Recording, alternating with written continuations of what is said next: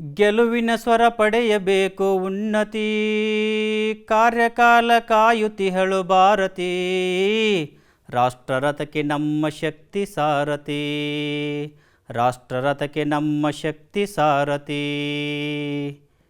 ಎಲ್ಲರಿಗೂ ಆತ್ಮೀಯವಾದ ಸ್ವಾಗತ ಸುಸ್ವಾಗತವನ್ನು ಬಯಸ್ತಾ, ಪ್ರೀತಿಯ ವಿದ್ಯಾರ್ಥಿಗಳೇ, ಇವತ್ತಿನ ಈ ಒಂದು ಅವಧಿಯಲ್ಲಿ ನಾವು 9ನೇ ತರಗತಿಯ ಸಿರಿಕನ್ನಡ ಪ್ರಥಮ ಭಾಷಾ ವಿಷಯದ ಕೆಲವು ವಿಚಾರಗಳನ್ನು ನಿಮ್ಮ ಜೊತೆ ನಾನು ಹಂಚ್ಕೋತಾ ಇದ್ದೀನಿ. ಈ ದಿನದ ಸವಿನುಡಿ ಹೀಗಿದೆ ವಿದ್ಯಾರ್ಥಿಗಳೇ: ಗೆದ್ದವನ ಪಾಲಿಗೆ ಆ ಕೆಲಸ ಅಲ್ಲಿಗೆ ಮುಗಿದಂತೆ, ಸೋತವನ ಪಾಲಿಗೆ ಆ ಕೆಲಸವನ್ನು ಮತ್ತೆ ಮತ್ತೆ ಮಾಡುವ ಅವಕಾಶವಿದೆ. ಡಾಕ್ಟರ್ ಶಿವರಾಮ್ ಕಾರಂತರ ಈ ಮಾತನ್ನು ನೀವು ವಿಸ್ತರಿಸಿಕೊಂಡು ನಿಮ್ಮದೇ ಆದ ವಾಕ್ಯದಲ್ಲಿ ಬರೆದುಕೊಂಡು ಬರ್ತೀರಲ್ವ ಮಕ್ಕಳೇ? ಗುಡ್, ಜಾಣ ಮಕ್ಕಳು. ಹಾಗಾದರೆ ವಿದ್ಯಾರ್ಥಿಗಳೇ, ಇವತ್ತಿನ ಈ ಒಂದು ಅವಧಿಯ ಒಂದು ಪೂರ್ವ ಚಟುವಟಿಕೆಗೆ ಸಂಬಂಧಪಟ್ಟಿರ್ತಕ್ಕಂಥ ಒಂದು ಪ್ರವಾಸ ಗೀತೆಯ ವಿಡಿಯೋನ ನೋಡಿರಿ. ದೇಶವ ಸುತ್ತು, ಕೋಶವ ಓದು, ಜ್ಞಾನವ ಪಡೆದು ಜಾಣನಾಗು. ದೇಶವ ಸುತ್ತು, ಕೋಶವ ಓದು, ಜ್ಞಾನವ ಪಡೆದು ಜಾಣನಾಗು.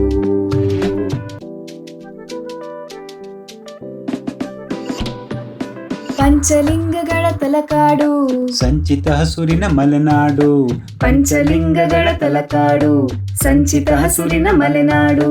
ಬೇಲೂರು ಹಳೆಬೀಡು, ಬೇಲೂರು ಹಳೆಬೀಡು, ಗೊಮ್ಮಟ ಶಿಲ್ಪದ ಸಿರಿನಾಡು. ದೇಶವ ಸುತ್ತು, ಕೋಶವ ಓದು, ಜ್ಞಾನವ ಪಡೆದು ಜಾಣನಾಗು. ಆಗ್ರಾದ ತಾಜಮಹಲ್, ಫತೇಪುರ್ ಸಿಕ್ರಿ ಪಂಚಮಹಲ್. ಆಗ್ರಾದ ತಾಜಮಹಲ್, ಫತೇಪುರ್ ಸಿಕ್ರಿ ಪಂಚಮಹಲ್. ಹೈದರಾಬಾದಿನ ಚಾರ್ಮಿನಾರ್, ಹೈದರಾಬಾದಿನ ಚಾರ್ಮಿನಾರ್. ದೆಹಲಿಯ ಸುಂದರ ಕುತುಬ್ ಮಿನಾರ್. ದೇಶವ ಸುತ್ತು, ಕೋಶವ ಓದು, ಜ್ಞಾನವ ಪಡೆದು ಜಾಣನಾಗು.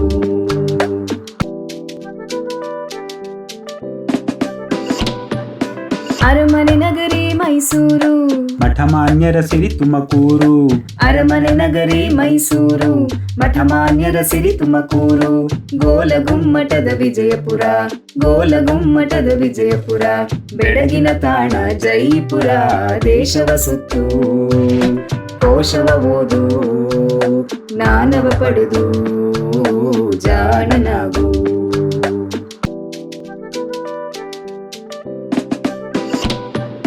ವಿಧ ವಿಧ ಮಂದಿರ ಚರ್ಚು ಮಸೀದಿ,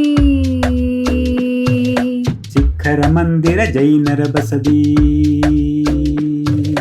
ವಿಧ ವಿಧ ಮಂದಿರ ಚರ್ಚು ಮಸೀದಿ, ಶಿಖರ ಮಂದಿರ ಜೈನರ ಬಸದಿ. ಹಲವು ಧರ್ಮಗಳ ಮೇಳದ ನಾಡು,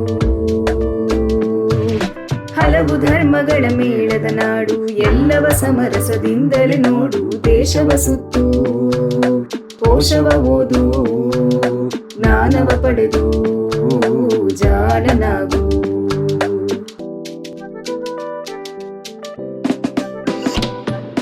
ದೇಶ ವಿದೇಶದ ಅರಿವಿರಲಿ, ಸಂಸ್ಕೃತಿ ಕಲೆಗಳ ತಿಳಿವಿರಲಿ.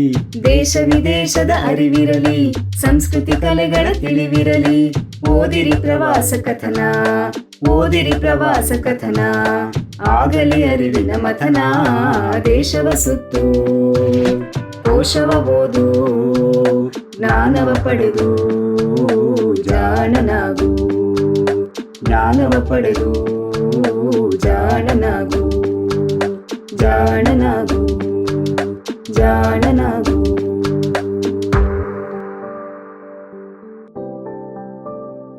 ವಿಡಿಯೋವನ್ನು ನೋಡಿದ್ರಲ್ವ ಮಕ್ಕಳೇ? ಆ ವಿಡಿಯೋವನ್ನು ಆಧರಿಸಿ ನಿಮಗೊಂದು ನಾನು ಚಟುವಟಿಕೆಯನ್ನು ಕೊಡ್ತೀನಿ.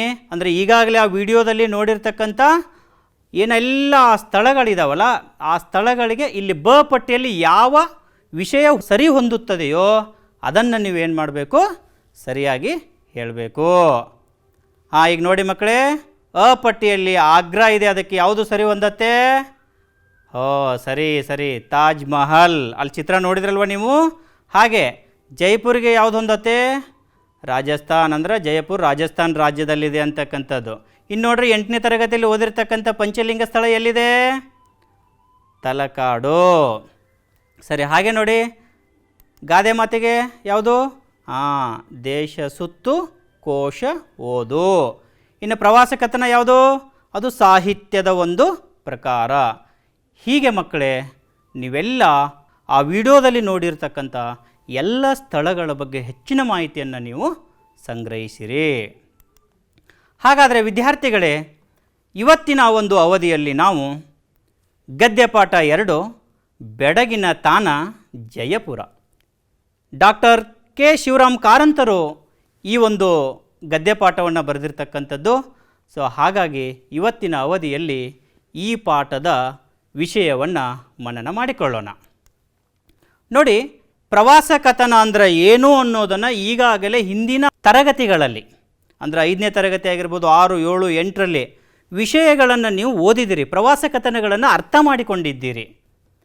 ಇವತ್ತಿನ ಈ ಒಂದು ಅವಧಿಯಲ್ಲಿ ಪ್ರವಾಸ ಕಥನ ಅಂದರೆ ಏನು, ಅದರ ಉಪಯೋಗ ಹೇಗಿದೆ, ಅದರ ಮಹತ್ವ ಹೇಗಿದೆ ಎಂಬುದನ್ನು ನಾವು ಒಂದಿಷ್ಟು ಮಾಹಿತಿಯನ್ನು ನಿಮ್ಮ ಜೊತೆ ಹಂಚ್ಕೋತಾ ಇದ್ದೀನಿ. ದೇಶ ಸುತ್ತಿ ನೋಡು ಕೋಶ ಓದಿ ನೋಡು ಎಂಬ ಗಾದೆಯಂತೆ ಜ್ಞಾನ ಸಂಗ್ರಹಕ್ಕೆ 2 ಮಾರ್ಗಗಳು ಮಕ್ಕಳೇ. ದೇಶವನ್ನು ಸುತ್ತುವುದರಿಂದ ವ್ಯಕ್ತಿಗೆ ಪ್ರಾಯೋಗಿಕ ಜ್ಞಾನ ದೊರೆಯುತ್ತೆ. ಆ ಅನುಭವದ ಬರೆಹ ರೂಪದ ಅಭಿವ್ಯಕ್ತಿಯೇ ಪ್ರವಾಸ ಕಥನ.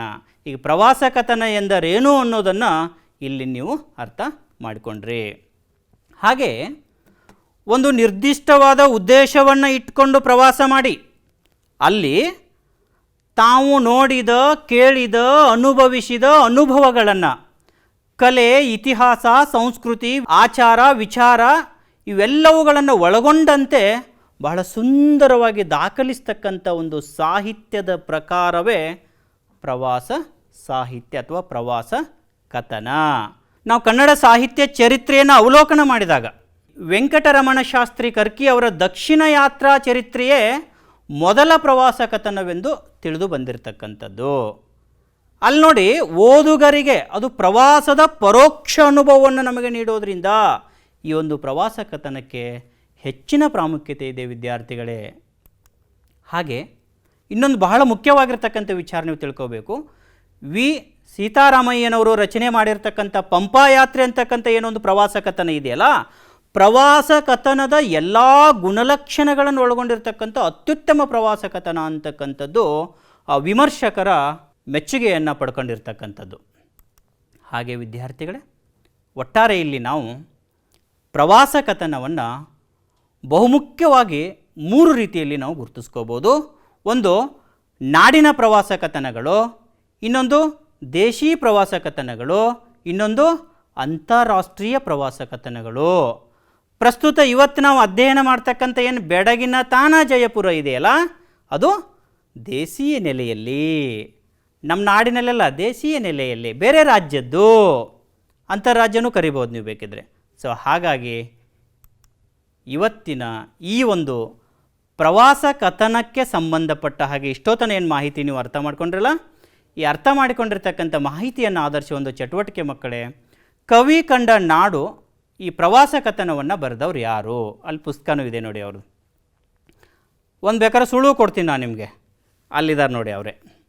ಹಾಗಾದರೆ ಯಾರು ಮಕ್ಕಳು ಇವರು? ಇಲ್ಲಿದ್ದಾರಲ್ವಾ?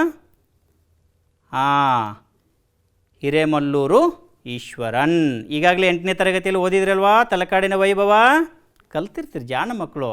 ಹಾಗೆ ಮಕ್ಕಳು ಇನ್ನೊಂದು ಪ್ರಶ್ನೆ, ಸಮುದ್ರದಾಚೆಯಿಂದ ಪ್ರವಾಸ ಕಥನವನ್ನು ಬರೆದವರು ಯಾರು?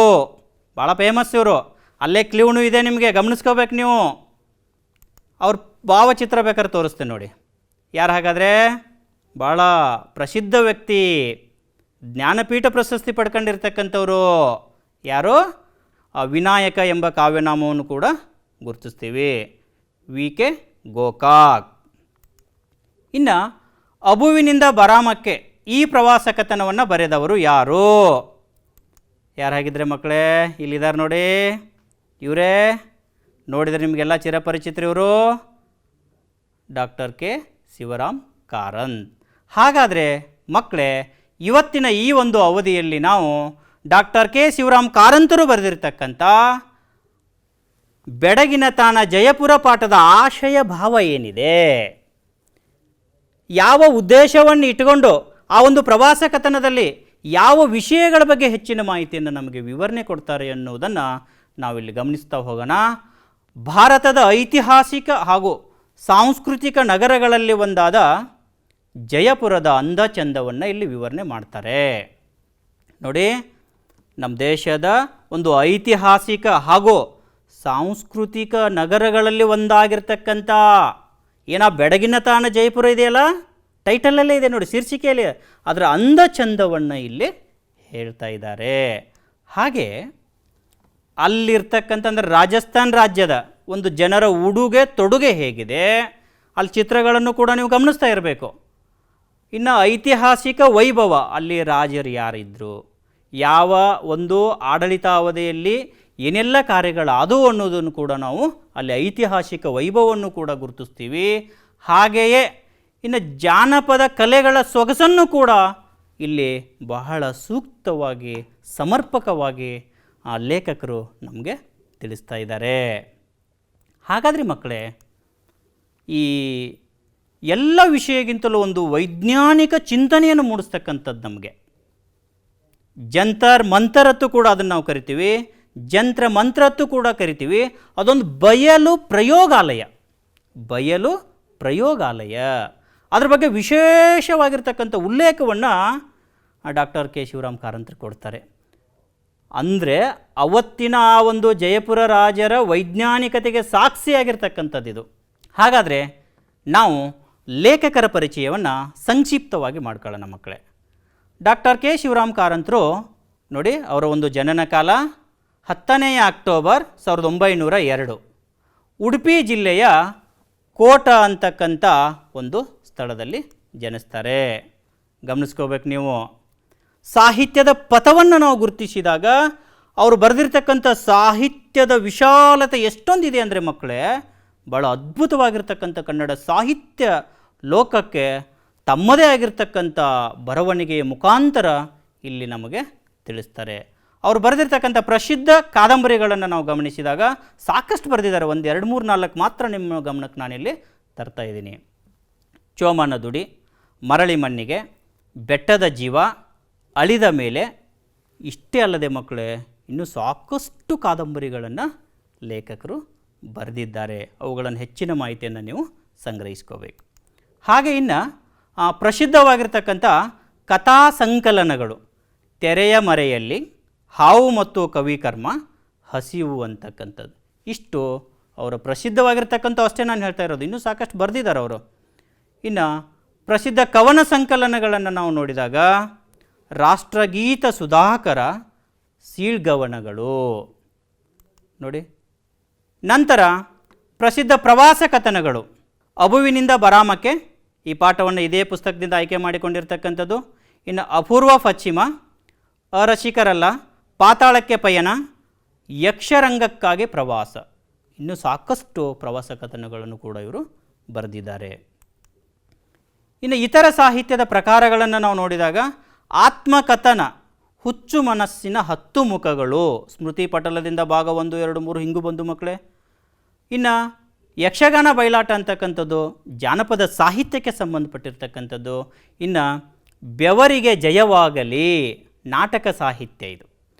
ಕಲಾವಿದ ಕೃಷ್ಣ ಹೆಬ್ಬಾರರು, ಇದೊಂದು ಜೀವನ ಚರಿತ್ರೆ. ಇದು ಗಮನಿಸ್ಕೋಬೇಕು ನೀವಲ್ಲಿ. ಒಬ್ಬ ವ್ಯಕ್ತಿಯ ಜೀವನವನ್ನು ಆಧಾರವಾಗಿಟ್ಕೊಂಡು ಇಲ್ಲಿ ಶಿವರಾಮ್ ಕಾರಂತರು ಬರೆದಿರ್ತಕ್ಕಂಥದ್ದು. ಮಕ್ಕಳ ಸಾಹಿತ್ಯ, ಬಾಲಪ್ರಪಂಚ, ವಿಜ್ಞಾನ ಪ್ರಪಂಚ, ವಿಶ್ವಕೋಶ, ಹೀಗೆ ಕನ್ನಡ ಸಾಹಿತ್ಯದ ವಿವಿಧ ಮಜಲುಗಳಲ್ಲಿ ತಮ್ಮ ಬರವಣಿಗೆಯ ಮುಖಾಂತರ ಇವರ ಸಾಹಿತ್ಯ ಸೇವೆಯನ್ನು, ಸಾಹಿತ್ಯದ ಪಥವನ್ನು ನಾವು ನೋಡ್ತೀವಿ ಮಕ್ಕಳೇ. ಇಷ್ಟೆಲ್ಲ ಸಾಹಿತ್ಯ ಸೇವೆಯನ್ನು ಗುರುತಿಸಿ ಇವರಿಗೆ ಸರ್ಕಾರಗಳಾಗಿರ್ಬೋದು, ಸಂಘ ಸಂಸ್ಥೆಗಳಾಗಿರ್ಬೋದು, ಸಾಕಷ್ಟು ಇವರ ಒಂದು ಜನಪ್ರಿಯತೆಯನ್ನು ಮೆಚ್ಚಿ ಇವರ ಸಾಹಿತ್ಯ ಸೇವೆಯನ್ನು ಗುರುತಿಸಿ ಪ್ರಶಸ್ತಿಗಳನ್ನು ಕೂಡ ಕೊಟ್ಟಿದ್ದಾರೆ.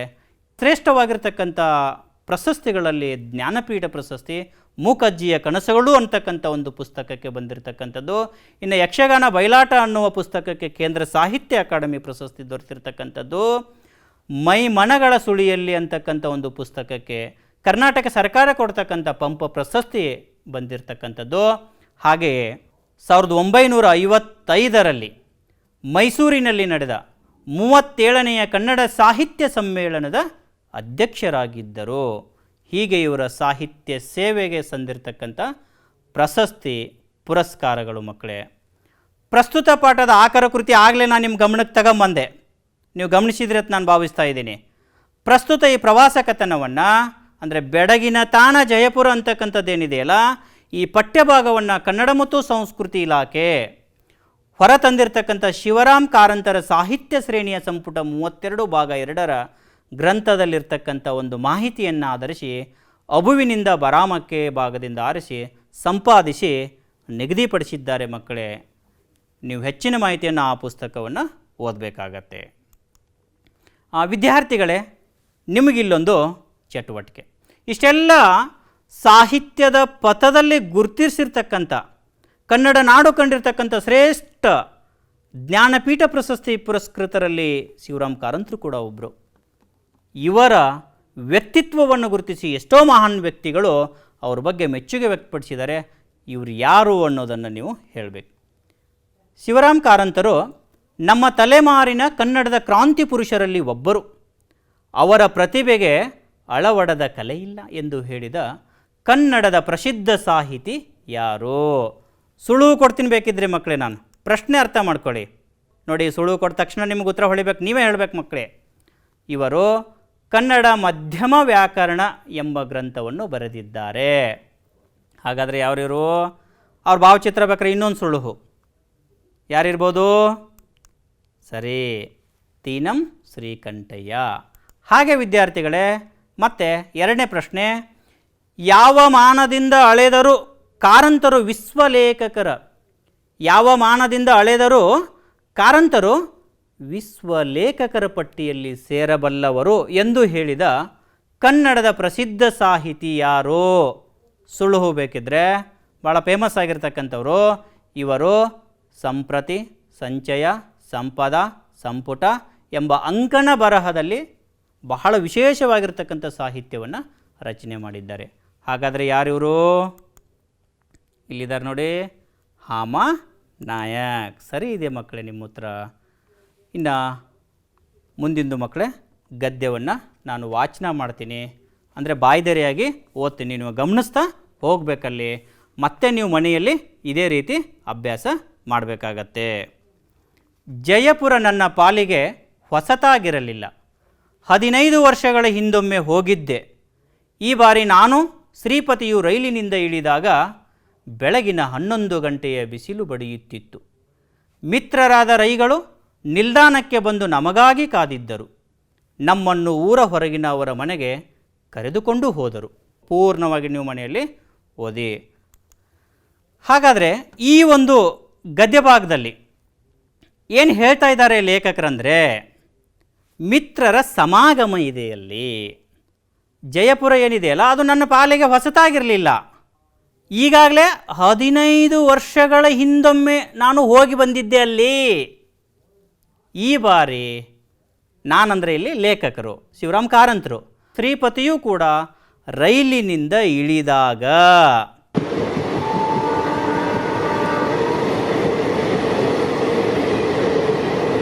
ಗಮನಿಸ್ಕೋಬೇಕು. ಅಂದರೆ ಕರ್ನಾಟಕದಿಂದ ರೈಲು ಮಾರ್ಗದ ಮುಖಾಂತರ ಅವರು ಜೈಪುರಿಗೆ ಹೋಗ್ತಾರೆ. ಅಲ್ಲಿ ಜಯಪುರ ಜಂಕ್ಷನ್ ಇದೆ ನೋಡಿ, ಅಲ್ಲಿ ರೈಲ್ವೆ ಸ್ಟೇಷನ್. ಅಲ್ಲಿ ಇಳಿದಾಗ ಏನಾಗತ್ತೆ ನೋಡಿ ಮಕ್ಕಳೇ, ಬೆಳಗಿನ 11 ಗಂಟೆ ಬಿಸಿಲು ಬಡಿತಾ ಇತ್ತಲ್ಲಿ ನೋಡಿ. ಬೇಸಿಗೆ ಸಮಯ, ಬೇಸಿಗೆ ಸಮಯದಲ್ಲಿ ಜಯಪುರ, ಅದು ರಾಜಸ್ಥಾನ ಅಂದರೆ ಬಿಸಿಲು ನಾಡೋದು ಅಲ್ವಾ. ಹಾಗಾಗಿ ಇಲ್ಲಿ ನೋಡಿ, ನಾವು ನಮ್ಮ ಒಂದು ಹೇಗೆ ಮನೋಭಾವ ಇರ್ತಾವಂದರೆ, ಚಳಿಗಾಲ ಬಂದ್ರೆ ಜಾಸ್ತಿ ಚಳಿ ಅಂತೀವಿ, ಮಳೆಗಾಲ ಬಂದ್ರೆ ಜಾಸ್ತಿ ಮಳೆ ಅಂತೀವಿ. ಹಾಗೆ ಅದಕ್ಕೆ ಒಬ್ಬರು ಕವಿ ಹೇಳ್ತಾರೆ ನೋಡ್ರಿ, ಮಳೆಗಾಲ ಬಂದಾಗ ಎಷ್ಟು ಮಳೆ ಎಂದರೋ, ಬಂತಲ್ಲ ಬೇಸಿಗೆ ಕೆಟ್ಟ ಬಿಸಿಲೆಂದರೋ, ಆಹಾ ಚಳಿಗಾಲ, ಓಹೋ ಮಳೆಗಾಲ. ಹೀಗೆ ಮಕ್ಕಳೇ, ಇವರೂ ಮೆಚ್ಚುವ ವಸ್ತು ಇಲ್ಲಿಲ್ಲ ಜೋಕೆ ಅಂತಕ್ಕಂಥ ಒಬ್ಬರು ಶ್ರೇಷ್ಠ ಕವಿ ಹೇಳಿರ್ತಕ್ಕಂಥದ್ದು. ಸಹಜವಾಗೇ ಶಿವರಾಮ್ ಕಾರಂತರು ಬೇಸಿಗೆ ಸಮಯದಲ್ಲಿ ಹೋಗಿರೋದ್ರಿಂದ 11 ಗಂಟೆ ಹೊಡಿತಾ ಇತ್ತು.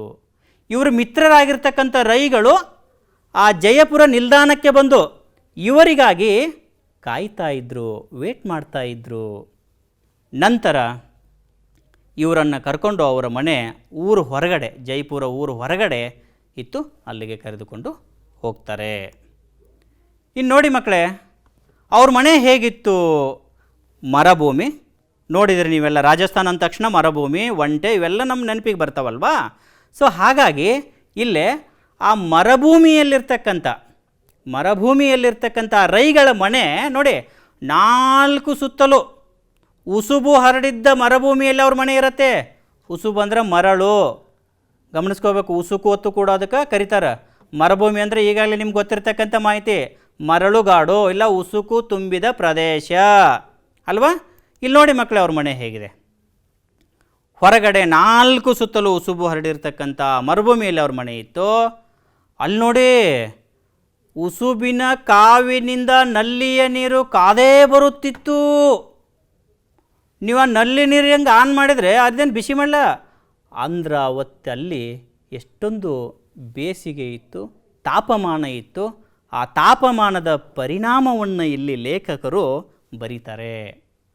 ನೀವು ನೀರು ಆನ್ ಮಾಡಿದರೆ ಬಿಸಿ ನೀರು ಬರ್ತಾ ಇತ್ತು ಅಲ್ಲಿ ನಲ್ಲಿಯಲ್ಲಿ ಅಂತಕ್ಕಂಥ ಒಂದು ವಿಷಯವನ್ನು ಇಲ್ಲಿ ಲೇಖಕರು ಹೇಳ್ತಾರೆ. ಇನ್ನು ಕಾರಂತರ ಬಿಸಿ ನೀರು ಜಳಕ, ಸ್ನಾನ ಮಾಡಬೇಕಲ್ವಾ, ಇಲ್ಲಿಂದ ಹೋಗಿದ್ದಾರೆ, ರಾತ್ರಿ ಪ್ರಯಾಣ ಮಾಡಿದ್ದಾರೆ. ನೋಡಿ, ನಾನೇನೋ ಬಿಸಿ ನೀರು ಸ್ನಾನ ಮಾಡುವವ, ಆದರೆ ನನಗೆ ಆದದ್ದು ಶ್ರೀಪತಿಗೆ ಆಗದು. ನೋಡಿ, ಇವರು ಬಿಸಿ ನೀರು ಸ್ನಾನ ಮಾಡ್ತಕ್ಕಂಥವ್ರು. ಕೆಲವೊಬ್ರಿಗೆ ಅಭ್ಯಾಸ ಇರುತ್ತೆ ಮಕ್ಕಳು, ನಿಮ್ಮಲ್ಲೇ ಹಾಗಿರ್ತೀರಲ್ವಾ. ಕೆಲವೊಬ್ರು ಬಿಸಿನೀರು ಸ್ನಾನ ಮಾಡ್ತಾರೆ, ಕೆಲವೊಬ್ರು ತಣ್ಣೀರು ಸ್ನಾನ ಮಾಡ್ತಾರೆ, ಕೆಲವೊಬ್ರು ಜಾಸ್ತಿ ಬಿಸಿ ನೀರು, ಕೆಲವೊಬ್ಬರು ಸ್ವಲ್ಪ ಉಗುರು ಬೆಚ್ಚಗೆ ಮಾಡ್ತಿರ್ತಾರೆ. ಸೊ ಹೀಗಾಗಿ ಇಲ್ಲಿ ಇವರು ಬಿಸಿನೀರು ಸ್ನಾನ ಮಾಡ್ತಕ್ಕಂಥವ್ರು, ಇವರಿಗೇನು ಸಮಸ್ಯೆ ಆಗಲಿಲ್ಲ. ಆದರೆ ಇವರು ಶ್ರೀಪತಿಗೆ ಆಗದು. ಶ್ರೀಪತಿ ತಣ್ಣೀರು ಮೀಯುತ್ತಿದ್ದ, ಹೀಗಾಗಿ ಕಾದಿದ್ದ ನೀರನ್ನು ಏನು ಮಾಡ್ತಾರೆ, ಆರಿಸಿ ತಣ್ಣೀರಿನ ಸ್ನಾನ ಮಾಡ್ತಾರೆ. ಮೀ ಅಂದರೆ ಸ್ನಾನ ಮಾಡು, ಕ್ರಿಯಾಪದ ಅದು ಗಮನಿಸ್ಕೋಬೇಕು ಮಕ್ಕಳೇ. ಮೀಯಲು ಹೀಗೆಲ್ಲ ನಾವು ಬಳಸ್ತೀವಿ ನೋಡಿ. ಸೊ ಹಾಗಾಗಿ ಇಲ್ಲೇ ಕಾರಂತರ ಒಂದು ಬಿಸಿ ನೀರು ಜಳಕ, ಶ್ರೀಪತಿಯವರ ಒಂದು ತಣ್ಣೀರಿನ ಸ್ನಾನ ನಾವು ನೋಡ್ತಾ ಇದ್ದೀವಿ. ಹಾಗೆ ನೋಡಿ ಮಕ್ಕಳೇ, ಅನಂತರ ಏನು ಮಾಡ್ತಾರಂದರೆ, ಸ್ನಾನ ಆದಮೇಲೆ ಊಟ ಮಾಡಿ 1-2 ತಾಸು ವಿಶ್ರಾಂತಿಯನ್ನು ತಗೋತಾರೆ. ಅವರು ರೈಗಳು ಒಳ್ಳೆ ರುಚಿಯಾಗಿರ್ತಕ್ಕಂಥ ಆಹಾರದ ವ್ಯವಸ್ಥೆಯನ್ನು ಮಾಡಿರ್ತಾರೆ. ತುಂಬ ಚೆನ್ನಾಗಿ ದಣಿವು ಆಯಾಸ ಬೇರೆ ಆಗಿರುತ್ತೆ. ಸ್ವಲ್ಪ ವಿಶ್ರಾಂತಿಯನ್ನು ತೆಗೆದುಕೊಳ್ತಾರೆ ಶಿವರಾಮ್ ಕಾರಂತರು ಮತ್ತು ಶ್ರೀಪತಿಯವರು. ಮುಂದೆ ನೋಡಿ ಮಕ್ಕಳೇ, ಇವರ ಮೊದಲ ಕಾರ್ಯಕ್ರಮ ಏನಾಗಿತ್ತು? ಅಂಬೇರಕ್ಕೆ ಹೋಗೋದು. ಎಲ್ಲಿಗೆ ಹೋಗೋದು? ಅಂಬೇರಕ್ಕೆ ಹೋಗೋದು. ಪ್ರವಾಸಕ್ಕೆ ಹೋಗುವವರು ಎಲ್ಲವನ್ನು ಒಂದು ಪಟ್ಟಿ ಮಾಡ್ಕೊಂಡು ಬಂದಿರ್ತಾರೆ ಮಕ್ಕಳೇ. ನೀವು ನಿಮ್ಮ ಶಾಲೆಗಳಲ್ಲಿ ಶೈಕ್ಷಣಿಕ ಪ್ರವಾಸ ಕೈಗೊಂಡಿದ್ದೀರಿ.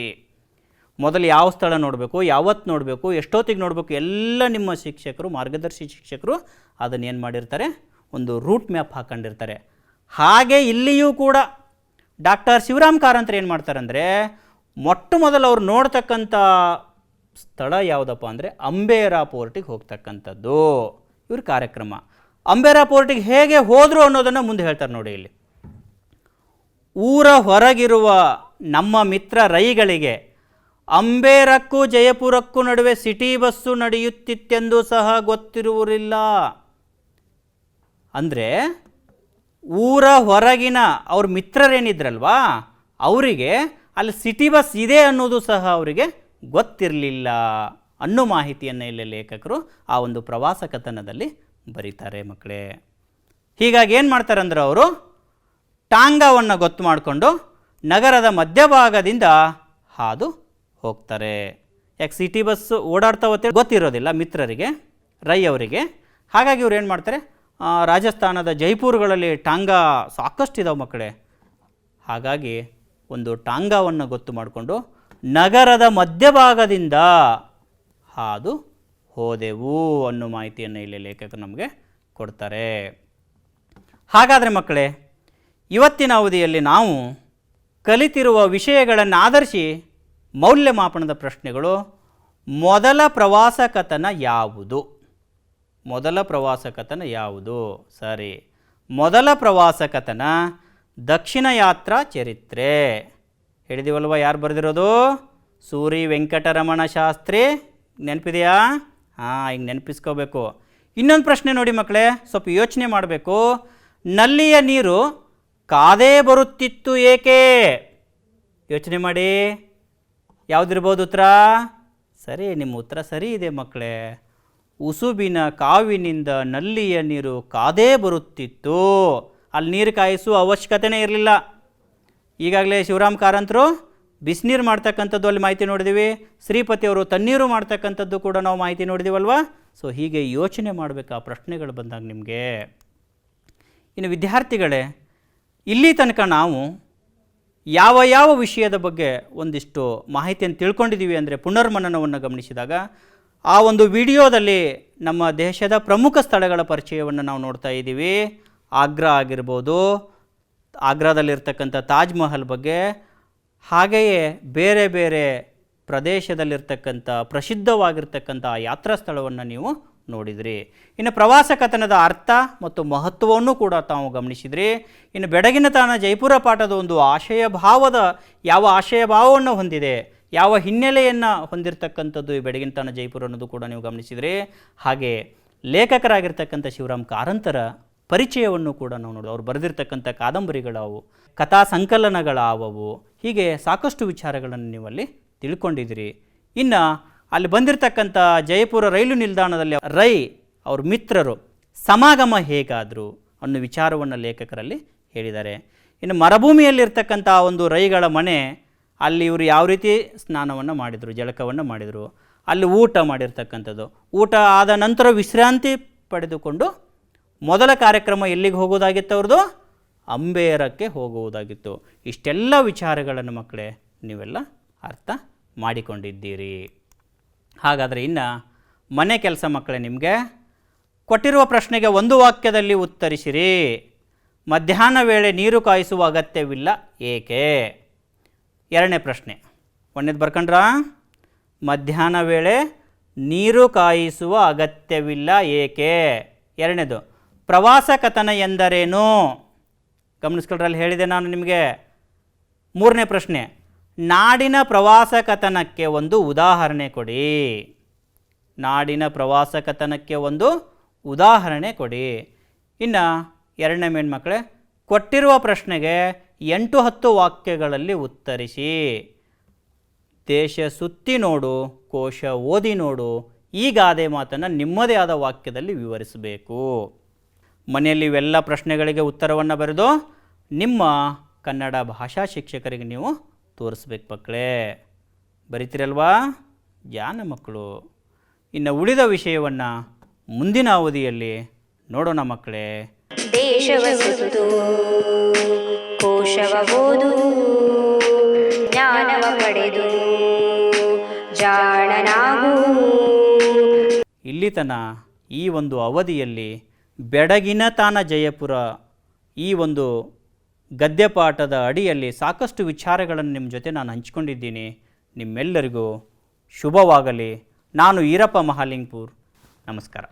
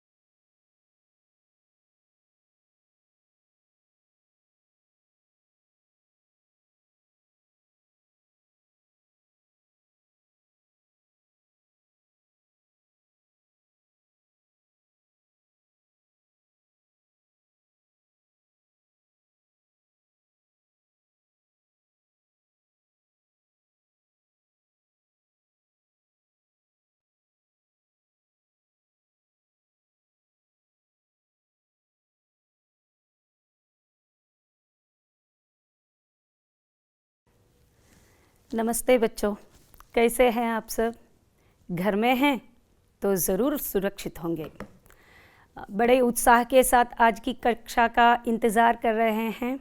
तो चलिए आज के तृतीय भाषा हिंदी वल्लरी 8वीं कक्षा के मेरा देश मेरी माँ पाठ का दूसरा भाग अब हम शुरू करने वाले हैं, जो आपके किताब के 20वें पृष्ठ से शुरू होगा। बच्चों, आज की कक्षा शुरू करने से पहले हम इन देश प्रेमी युवकों का परिचय ज़रूर पाएंगे। चांदनी चांद से होती है, सितारों से नहीं। चांदनी चांद से होती है, सितारों से नहीं। देश इन जैसे वीर जवानों से सुरक्षित है, तोड़ने वाले उन कायरों से नहीं। हमारा भारत जोड़ने वाले इन वीरों से सुरक्षित है, तोड़ने वाले उन कायरों से नहीं। बच्चों, आप जानते ही हैं मेजर संदीप उन्नीकृष्णन जी, जो मुंबई के ताज होटल के आतंकी हमले टेररिस्ट अटैक में फंसे लोगों के जानों की रक्षा की है। और ये हैं अक्षय गिरीश कुमार, जो जम्मू कश्मीर के नगरोटा गांव में जब आतंकी हमला हुआ था, गांव वालों के जानों की रक्षा की है। बच्चों, भारतीय सेना के इतिहास में इन जैसे वीरों के कारण कर्नाटक का मस्तक ऊंचा हो उठा है। चलिए इन वीरों की प्रेरणा के साथ हम आज की कक्षा को शुरू करेंगे। मेरा देश मेरी माँ। पिछली कक्षा में हम लोगों ने कुछ गृहकार्य संबंधी प्रश्नोत्तरों के बारे में चर्चा की है। शायद आप सब लोगों ने इन प्रश्नों के उत्तरों को लिखा है। अब एक एक उत्तरों के हिज्जों की जांच कीजिएगा। हिज्जे यानी स्पेलिंग्स को आप चेक कर लीजिए। पहला प्रश्न है, दुश्मनों के आक्रमण के समय भारत में कैसा वातावरण था? और इसका जवाब है, दुश्मनों के आक्रमण के समय भारत में हर तरफ शांति का वातावरण था। अब चलेंगे हम दूसरे प्रश्न की ओर। इच्छोगिल नहर को तोड़ने के लिए कौन तैयार थे? और इसका उत्तर है, इच्छोगिल नहर को तोड़ने के लिए गांव से आए हुए मेजर तैयार थे। तो अब तीसरा प्रश्न है, पुत्र के सिर पर हाथ रखकर माँ ने क्या उपदेश दिया? ज़रूर बहुत सारे बच्चों ने इसका उत्तर सही ही लिखा होगा। चलिए उत्तर देखेंगे। पुत्र के सिर पर हाथ रखकर माँ ने यह उपदेश दिया, भारतीय परंपरा सीने पर गोली खाने की है, पीठ पर नहीं। बच्चों, जैसे हम लोगों ने पिछली कक्षा में चर्चा की थी कि इस अवधि में हम भारतीय सेना से संबंधित बहुत सारी जानकारियों को प्राप्त करेंगे। और यहाँ पर देखिए भारतीय सेना की वर्दियाँ, यहाँ पर जो सफ़ेद रंग की वर्दी है, वर्दी यानी यूनिफॉर्म, ये नेवी यूनिफॉर्म है, जल सेना की वर्दी। और जो बीच आकाश नीला वाला जो वर्दी है, यह है वायुसेना यानी एयरफोर्स की वर्दी है। और यह है लैंड आर्मी थल सेना, जो हरा मिश्रित रंग की वर्दी है। और इस चित्र में आप भारतीय सेना के 3 लोगोस को देख सकते हैं और 2 बैडजेस को। चलिए अब हम आज का पाठ शुरू करेंगे। एक बार इस पाठ को धीमी गति से पढ़ते जाएंगे और उन सब नए शब्दों को हम रेखांकित भी करते जाएंगे। मेजर पर देशभक्ति का जोश पूरी तरह छाया हुआ था। मौके का इंतज़ार किया जाए इतना समय भी नहीं था, इसलिए वे धड़ाधड़ गोलीबारी करते हुए दुश्मन के टैंकों को ध्वस्त करते आगे बढ़ रहे थे। यहाँ पर कुछ नए शब्द हैं जो इन अनुच्छेदों में, अनुच्छेद मीन्स पैराग्राफ में नए शब्द आए हैं। मौत शब्द का अर्थ है मरण, मृत्यु। संभालना शब्द का अर्थ है भार ऊपर लेना, संकट से बचना। दिल दहलाना शब्द का अर्थ है भयभीत करना। इंतज़ार शब्द का अर्थ है प्रतीक्षा, राह देखना। और ध्वस्त शब्द का अर्थ है नाश। बच्चों, आज का पाठ शुरू करने से पहले हम इस 1965 इंडो पाक वार से संबंधित कुछ पृष्ठभूमि को हम पहचान लेंगे। कहा जाता है कि पाकिस्तान ने अमेरिका से बहुत ही महंगे मीन्स कॉस्टली आधुनिक शस्त्रास्त्रों को खरीद लिया था इस युद्ध के लिए, लेकिन भारत ठहरा एक स्वाभिमानी राष्ट्र जो अपने ही देशी शस्त्रास्त्रों के साथ और सिर्फ हमारे उन सेना के 9 जवानों पर भरोसा करके इस युद्ध में आगे बढ़ने का निर्णय लिया था। और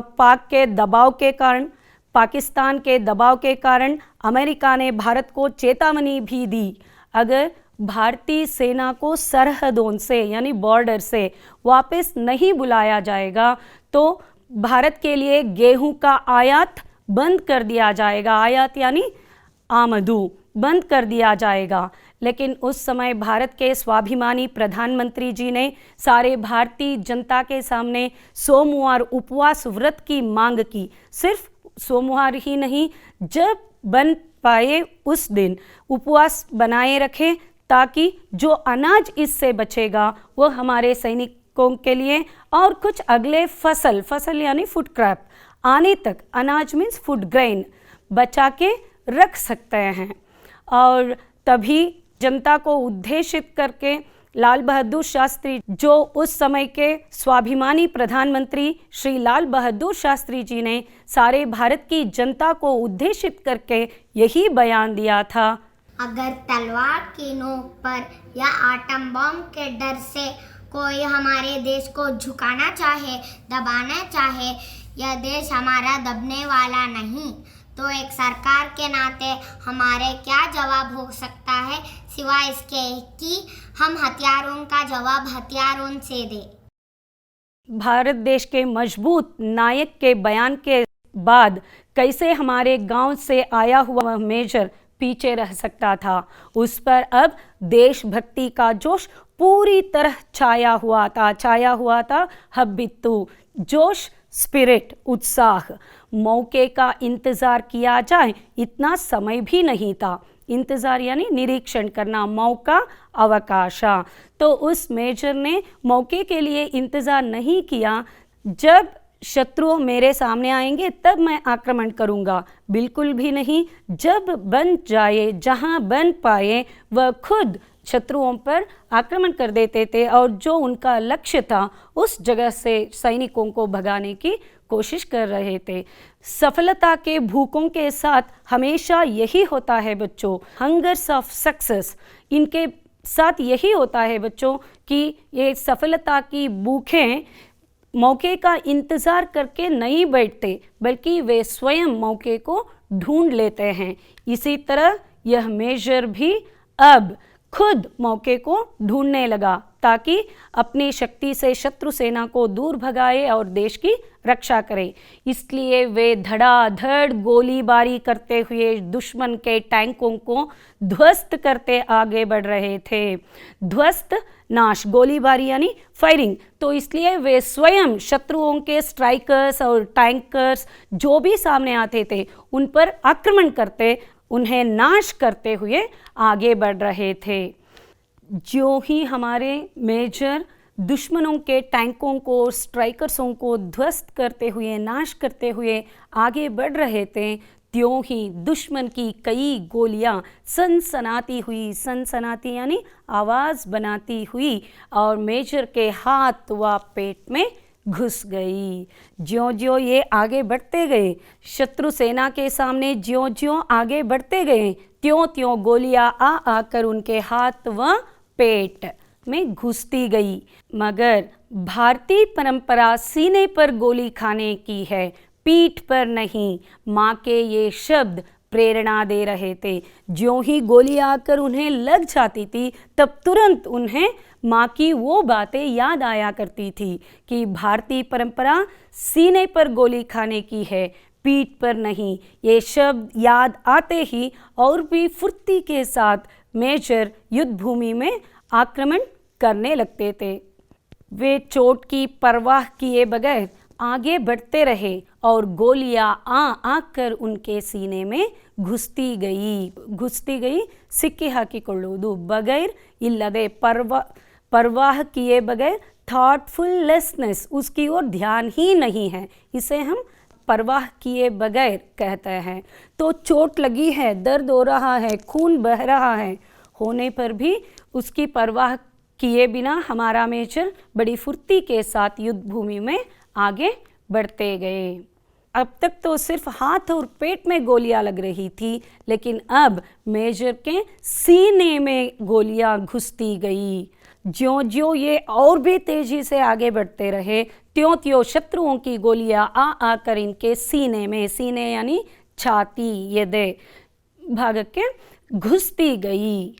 स्थिति को समझते हुए उनको पीछे हटने का आदेश जारी किया गया, पर मेजर के कदम रुके नहीं। दुश्मन के सारे टैंकों को ध्वस्त कर विजयश्री को गले लगाकर ही उन्होंने दम लिया। आदेश यानी ऑर्डर, कदम शब्द का अर्थ है हेज्जे। जब मेजर के गले में गोलियां घुसती गई तो उनके जो बड़े अफसर थे उन्हें युद्ध भूमि से पीछे हट जाने का आदेश दिया, मगर मेजर कहाँ रुकने वाले थे। उनके कदम कभी भी रुके भी नहीं, पीछे भी नहीं हटे। उन टैंकरों को और स्ट्राइकर्सों को ध्वस्त करते करते अंत तक, जब तक वे अपने मोर्चे से शत्रु सेना के एक भी शत्रु सैनिक को वहां से भगा ना पाए या मार ना पाए, तब तक वे अपने आक्रमण को आगे बढ़ाते गए। जब सब सैनिक वहां से खाली हो गए, तब वे उस जगह से विजयश्री को गले लगाना, यह एक मुहावरा है और इसका अर्थ है अप्पिकोल्लूदू। तो विजयश्री को यानी विजय माला को गले लगाकर ही उन्होंने दम लिया। तुरंत ही अमृतसर के सैनिक अस्पताल में उन्हें लाया गया, पर तब तक पूरा सीना गोलियों से छलनी हो चुका था। सैनिकों के लिए ही एक अलग अस्पताल होता है बच्चों।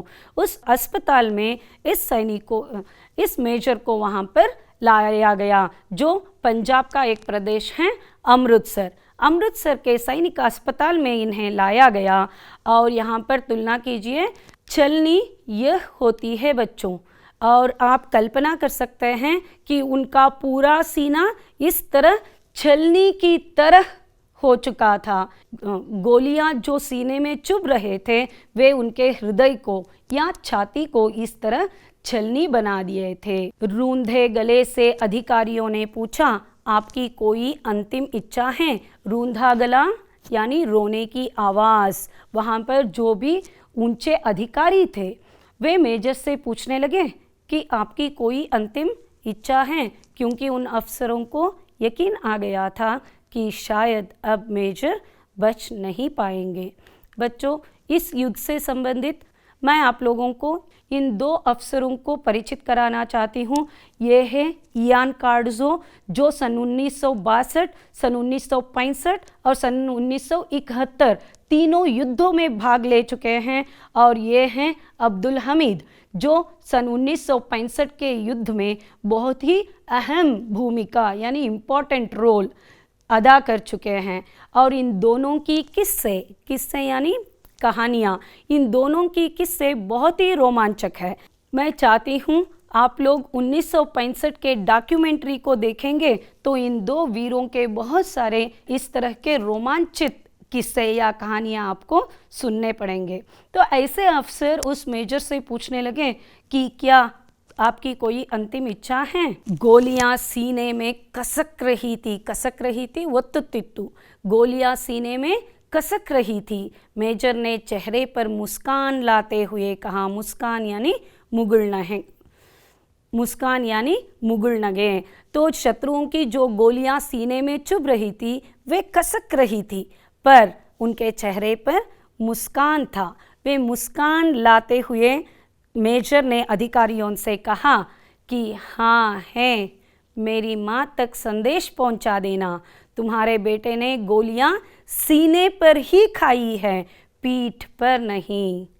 मैं चाहती हूँ बच्चों आप इन वाक्यों को और एक बार ध्यान से पढ़िएगा।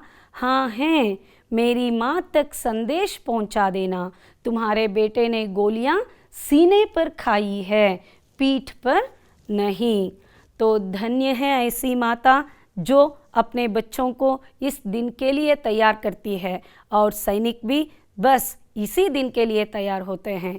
बच्चों, आज हम यह प्रण लेंगे कि आज के बाद जब भी हम किसी सैनिक की माता को देखेंगे, सैनिक के घर की स्त्रियों को, बहन हो, पत्नी हो, इन्हें देखेंगे, हम श्रद्धा के साथ हम लोगों के मुंह से सिर्फ एक ही शब्द निकलना चाहिए, वीर नारी। उस दिन आकाश में सूरज तो ढलता गया, ढलना यानी मुड़गूदू, ढलता गया, लेकिन हमारे गांव से आए हुए इस मेजर के नाम को और मेजर की जीवनी को सदा के लिए अमर बना दिया। जानते हैं ये बहादुर कौन थे?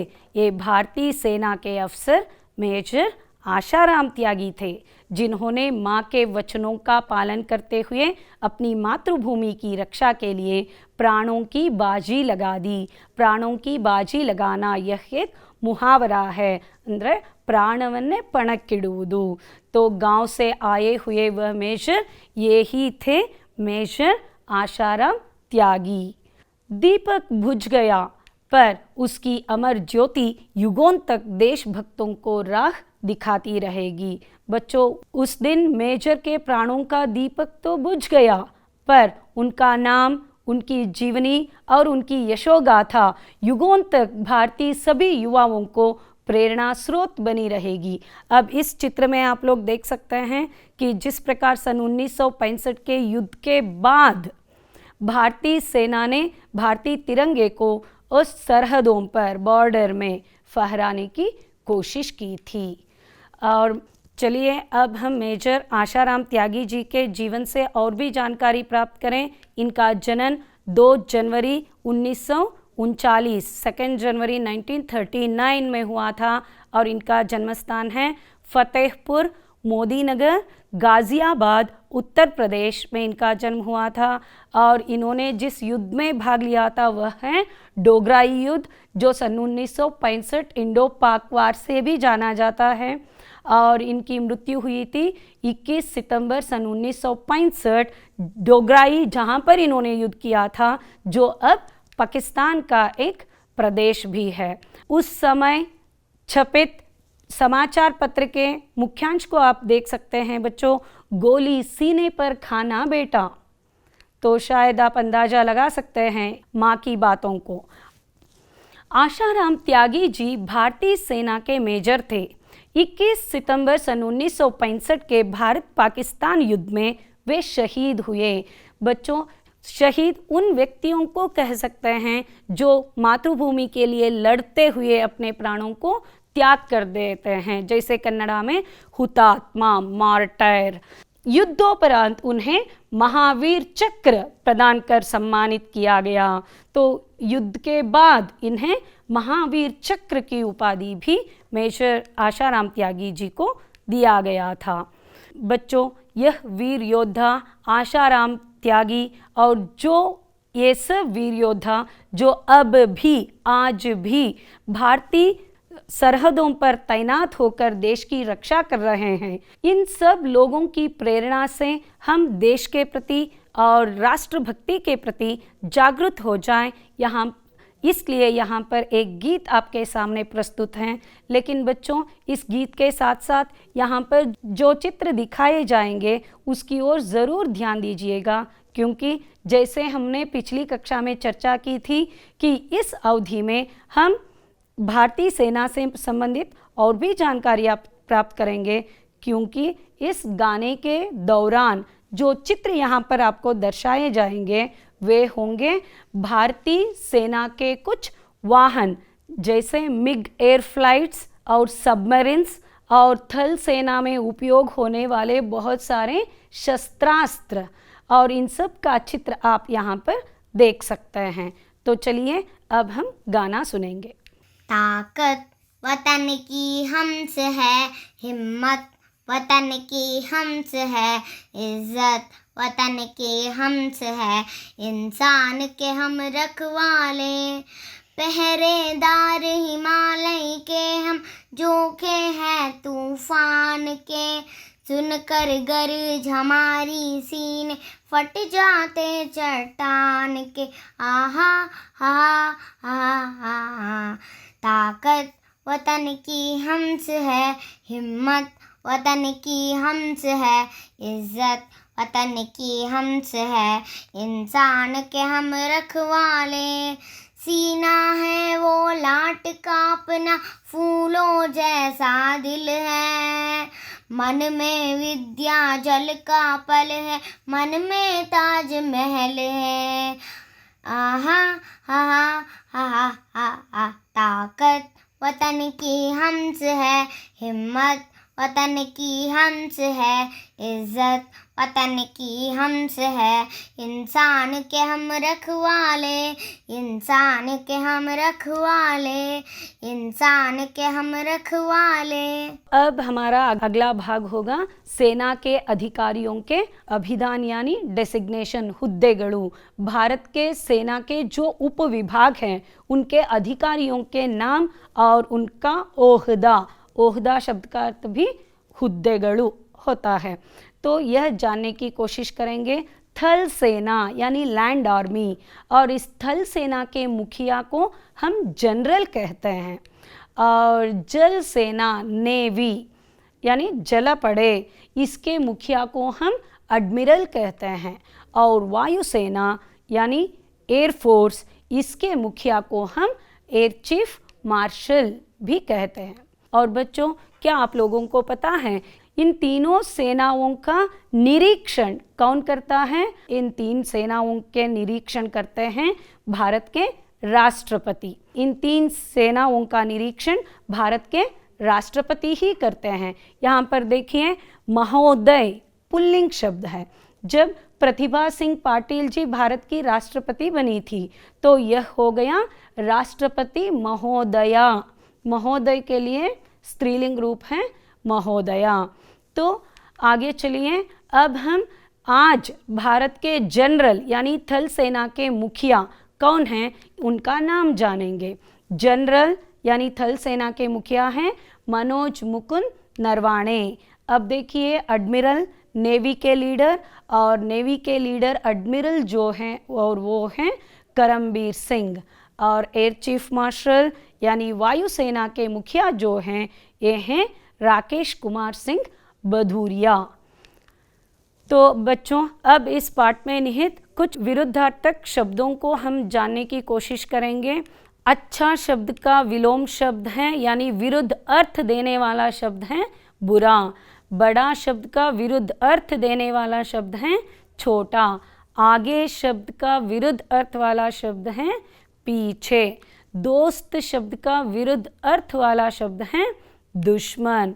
भेद्य इस शब्द का विरुद्ध अर्थ देने वाला शब्द है अभेद्य। और इसमें निहित और कुछ व्याकरणांश हम जान लेंगे। और यहाँ पर वचन परिवर्तन करना है आप लोगों को। परीक्षा, परीक्षाएं, माला, मालाएं, शाखा, शाखाएं, कविता, कविताएं, पत्रिका, पत्रिकाएं, रेखा, रेखाएं। बच्चों, यहाँ पर आप ध्यान दे सकते हैं कि जो पहले दो उदाहरण हैं, परीक्षा जो आकारांत है उन्हें बहुवचन बनाते समय ये प्रत्यय को जोड़ा जाता है। इस उदाहरण में देखिए, कविता जो अलग रंग में है वो आकारांत है तो इसलिए उसे बहुवचन बनाते समय ये प्रत्यय जुड़ा है। इसी तरह इस सूची के सभी शब्द भी आप देख सकते हैं। अगला जो रचना के अंश है इस पाठ में, ये है वाक्यों में प्रयोग करना। यहाँ पर एक उदाहरण है दीवार। इस दीवार का रंग सफ़ेद है। और दूसरे जो दो उदाहरण है यहाँ पर देखिए, प्रणाम यानी नमस्ते। और इसे अगर वाक्यों में प्रयोग करेंगे तो हमें माता पिता, गुरुजनों और बड़ों को प्रणाम करना चाहिए। आसान, चतुरता से मुश्किल कामों को आसान बना सकते हैं। अब अगले पड़ाव तक पहुँचेंगे, कन्नड़ या अंग्रेजी में अनुवाद करने के लिए। तो राष्ट्र रक्षा करना हमारा सबसे बड़ा कर्तव्य है। इसका कन्नड़ अनुवाद होगा, ರಾಷ್ಟ್ರ ರಕ್ಷಣೆ ಮಾಡುವುದು ನಮ್ಮೆಲ್ಲರ अति ದೊಡ್ಡ कर्तव्यवाಗಿದೆ। और अंग्रेजी में इसका अनुवाद होगा, protecting of our country is first and foremost duty of a citizen. जो दूसरा वाक्य है वो देखिए, वह है भारतीय परंपरा सीने पर गोली खाने की है, पीठ पर नहीं। और इसका कन्नड़ अनुवाद होगा भारतीय परंपरे गुंडिगे ಎದೆ ಒಡ್ಡುವುದೇ ಹೊರತು ಬೆನ್ನಲ್ಲ। और इसका अंग्रेजी अनुवाद है India has legacy of gumption to receive bullets right on the chest but not on the back. अगला वाक्य है मेजर पर देशभक्ति का जोश पूरी तरह छाया हुआ था। इसका कन्नड़ अनुवाद है ಮೇಜರ್ನ ಮೇಲೆ ದೇಶಭಕ್ತಿಯ ಉತ್ಸಾಹ ಸಂಪೂರ್ಣವಾಗಿ ಆವರಿಸಲ್ಪಟ್ಟಿತು। और अंग्रेजी अनुवाद देखिए the influence of patriotism was completely spread on major. अगला जो वाक्य है यहाँ पर देखिए मेजर पर देशभक्ति का जोश पूरी तरह छाया हुआ था। और इसका कन्नड़ अनुवाद है ಮೇಜರ್ನ ಮೇಲೆ ದೇಶಭಕ್ತಿಯ ಉತ್ಸಾಹ ಸಂಪೂರ್ಣವಾಗಿ ಆವರಿಸಲ್ಪಟ್ಟಿತ್ತು। और इसका अंग्रेजी अनुवाद है the influence of patriotism was completely spread on major. और इस पड़ाव का आखिरी वाक्य है युद्ध भीषण रूप से फैलता जा रहा था। और कन्नड़ अनुवाद होगा युद्धವು ಭೀಕರ ರೂಪದಲ್ಲಿ ಹರಡುತ್ತಾ ಹೋಗುತ್ತಿತ್ತು। और अंग्रेजी अनुवाद है the war was spreading terribly. अब हमारा गृह कार्य का समय है बच्चों। मैं चाहती हूँ कि आप इन सब प्रश्नों को अब लिख लीजिए और इनका उत्तर लिखकर जब आप पाठशाला जाएंगे अपने अध्यापकों को ज़रूर दिखाइएगा।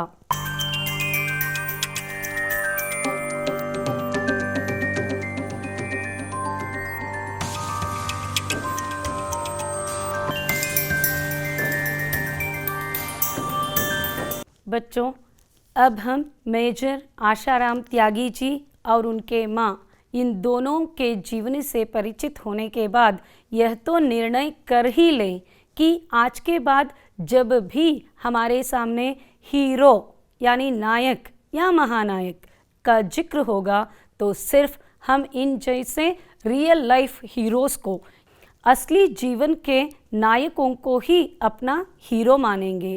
खुद ही को कर बुलंद इतना कि हर तकदीर से पहले खुदा बंदे से खुद पूछे बता तेरी रजा क्या है। आप सब लोगों में इतनी क्षमता ज़रूर है कि आप अपने मुकाम को ज़रूर पा सकते हो। और 8वीं कक्षा के सब बच्चों के लिए मेरा अलविदा, नमस्ते।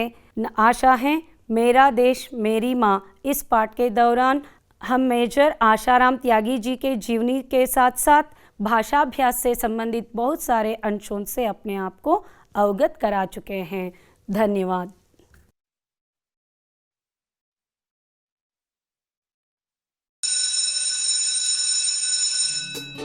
ಅನುದಿನ ಅನುಕ್ಷಣ ಮನೆಯಲ್ಲೂ ಕಲಿಯೋಣ, ಕಲಿಕೆಯ ಹೊಸ ಹಾದಿಯಲ್ಲಿ ಜೊತೆಗೂಡಿ ಹೆಜ್ಜೆಯ ಹಾಕೋಣ, ಸಂತಸದಿ ಕಲಿಯೋಣ ನಮ್ಮ ಹೆಮ್ಮೆಯ ಈ ಕ್ಲಾಸಿನಲ್ಲಿ।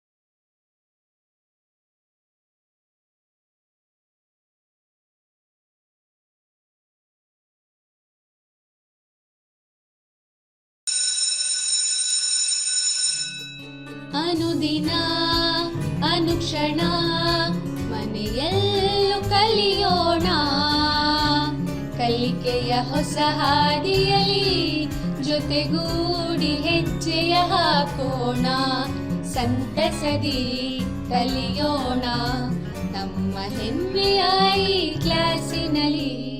Yes, sir. Yes, teacher. Present, ma'am.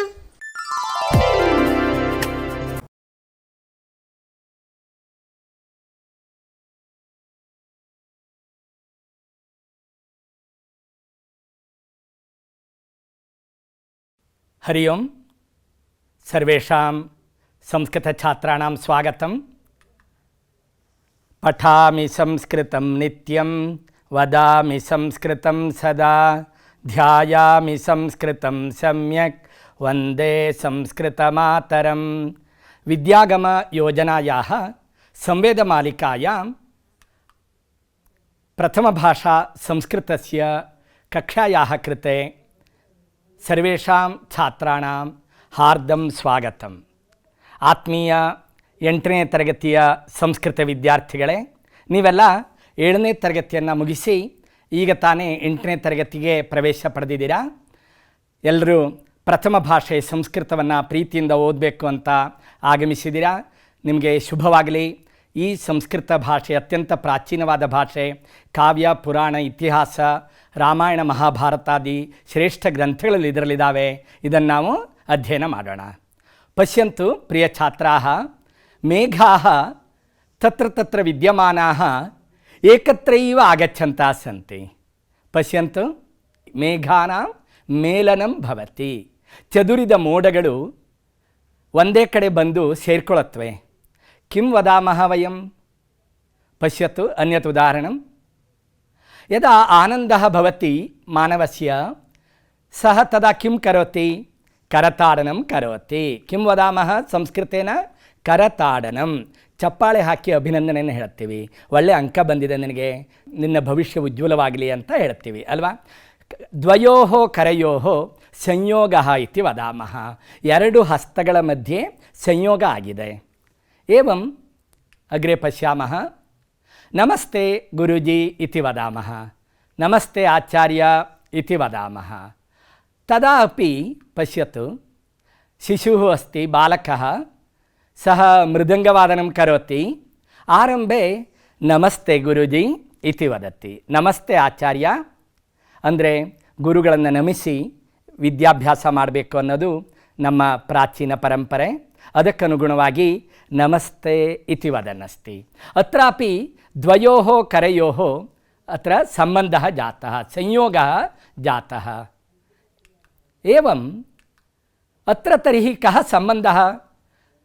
संस्कृतकक्षया सह एतेषाम् उदाहरणानां कः सम्बन्धः आचार्य इति प्रश्नः भवति.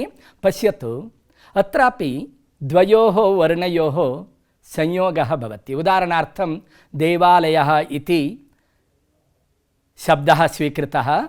पश्यतु, अ आ इति वर्णद्वयम् अस्ति. आ इति दीर्घः आगतः. पश्यन्तु अन्यत् उदाहरणम्. इति प्लस् आदि इति अस्ति, इत्यादि इति अभवत्. कथम्? इकार आकारयोः मध्ये यकारस्य संयोगः जातः.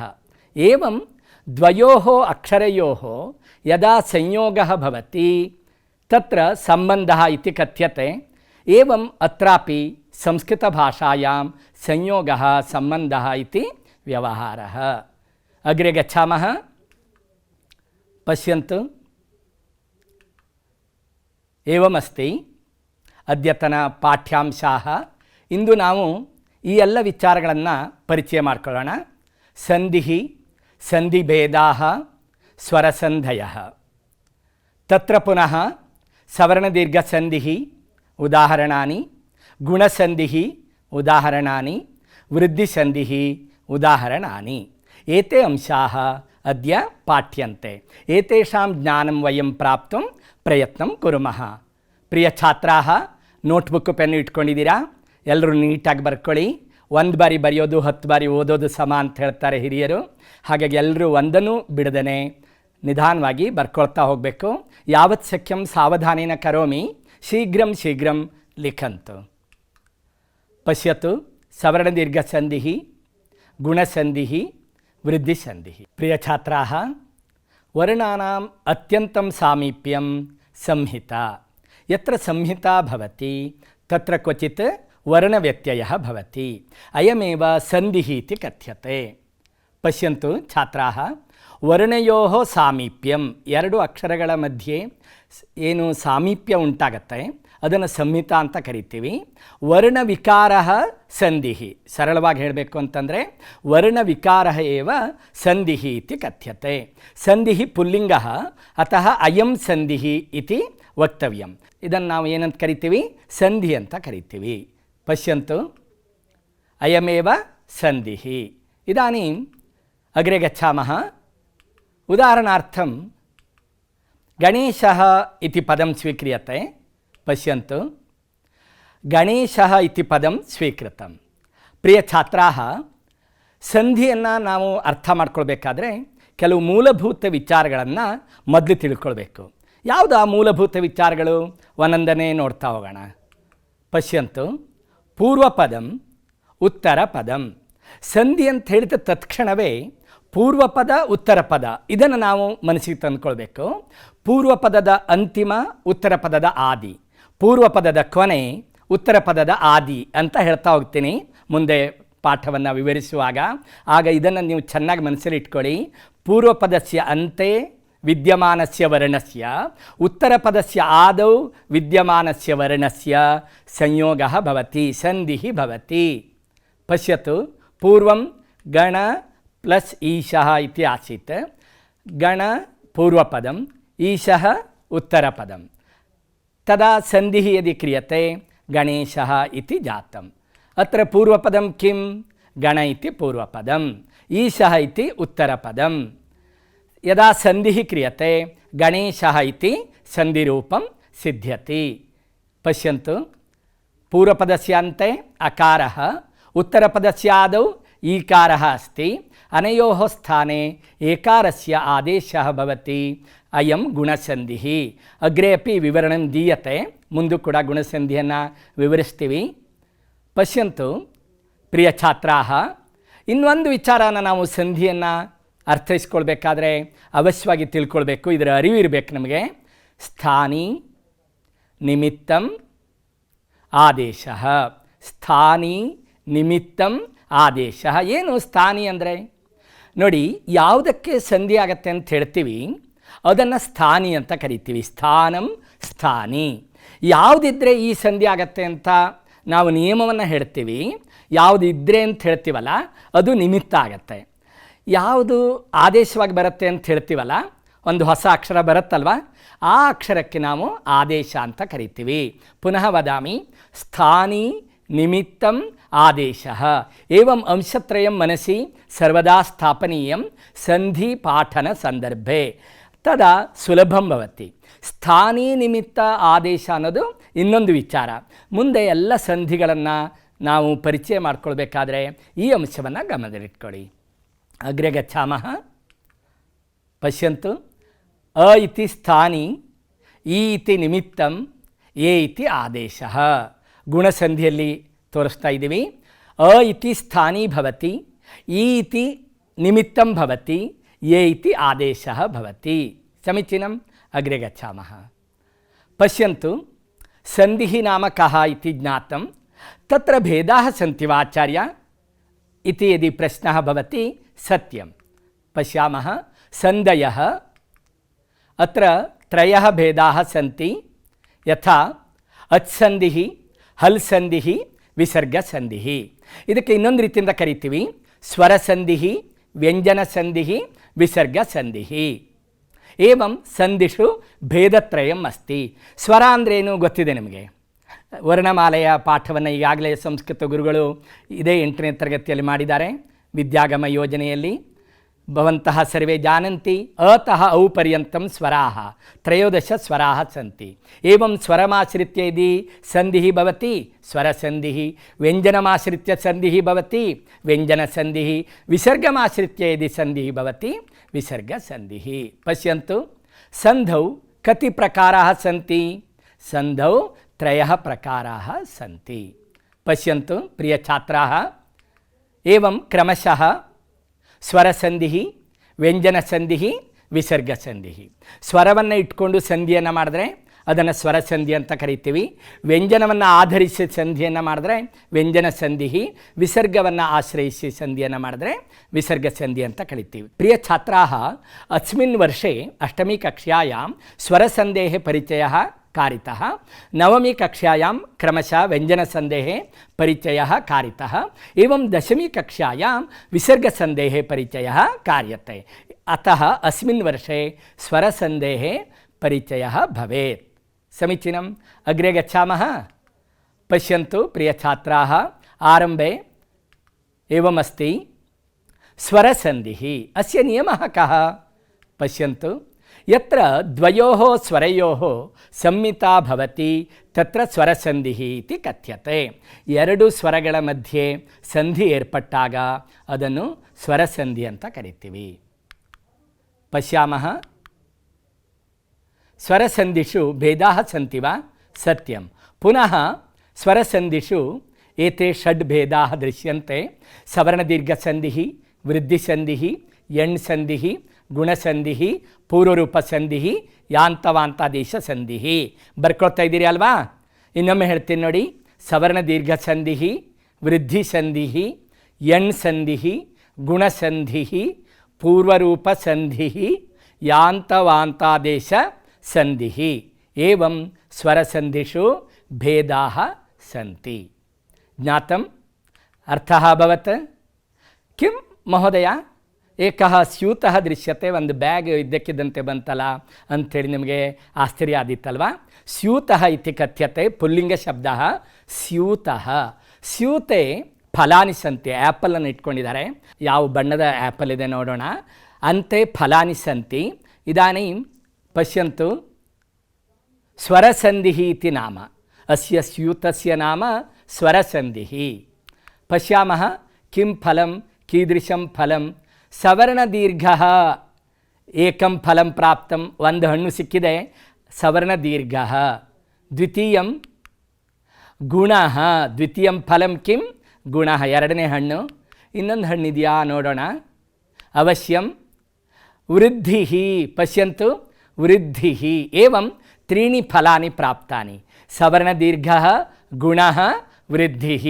एकस्मिन् स्यूते एते सर्वे सन्ति. एकैकं पश्यामः. स्वरसन्धिः प्रथमः भागः. अस्मिन् दिने प्रथमः भागः पाठ्यते.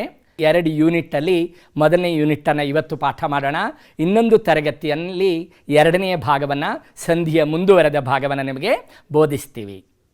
ಪ್ರಿಯ ಛಾತ್ರಾः, ಪಶ್ಯन्तु, सवर्णदीर्घसन्धिः. नियमः कः? अ इ उ ऋ एतेषां वर्णानां सवर्णे परे द्वयोः वर्णयोः स्थाने तस्य दीर्घः आदेशः भवति. अ इ उ ऋ ಎಂಬ ವರ್ಣಗಳಿಗೆ ಸಜಾತೀಯ ಸ್ವರವು ಪರವಾದಾಗ ಅದಕ್ಕೆ ಸಂಬಂಧಿಸಿದ ದೀರ್ಘವು ಆದೇಶವಾಗಿ ಬರುತ್ತೆ.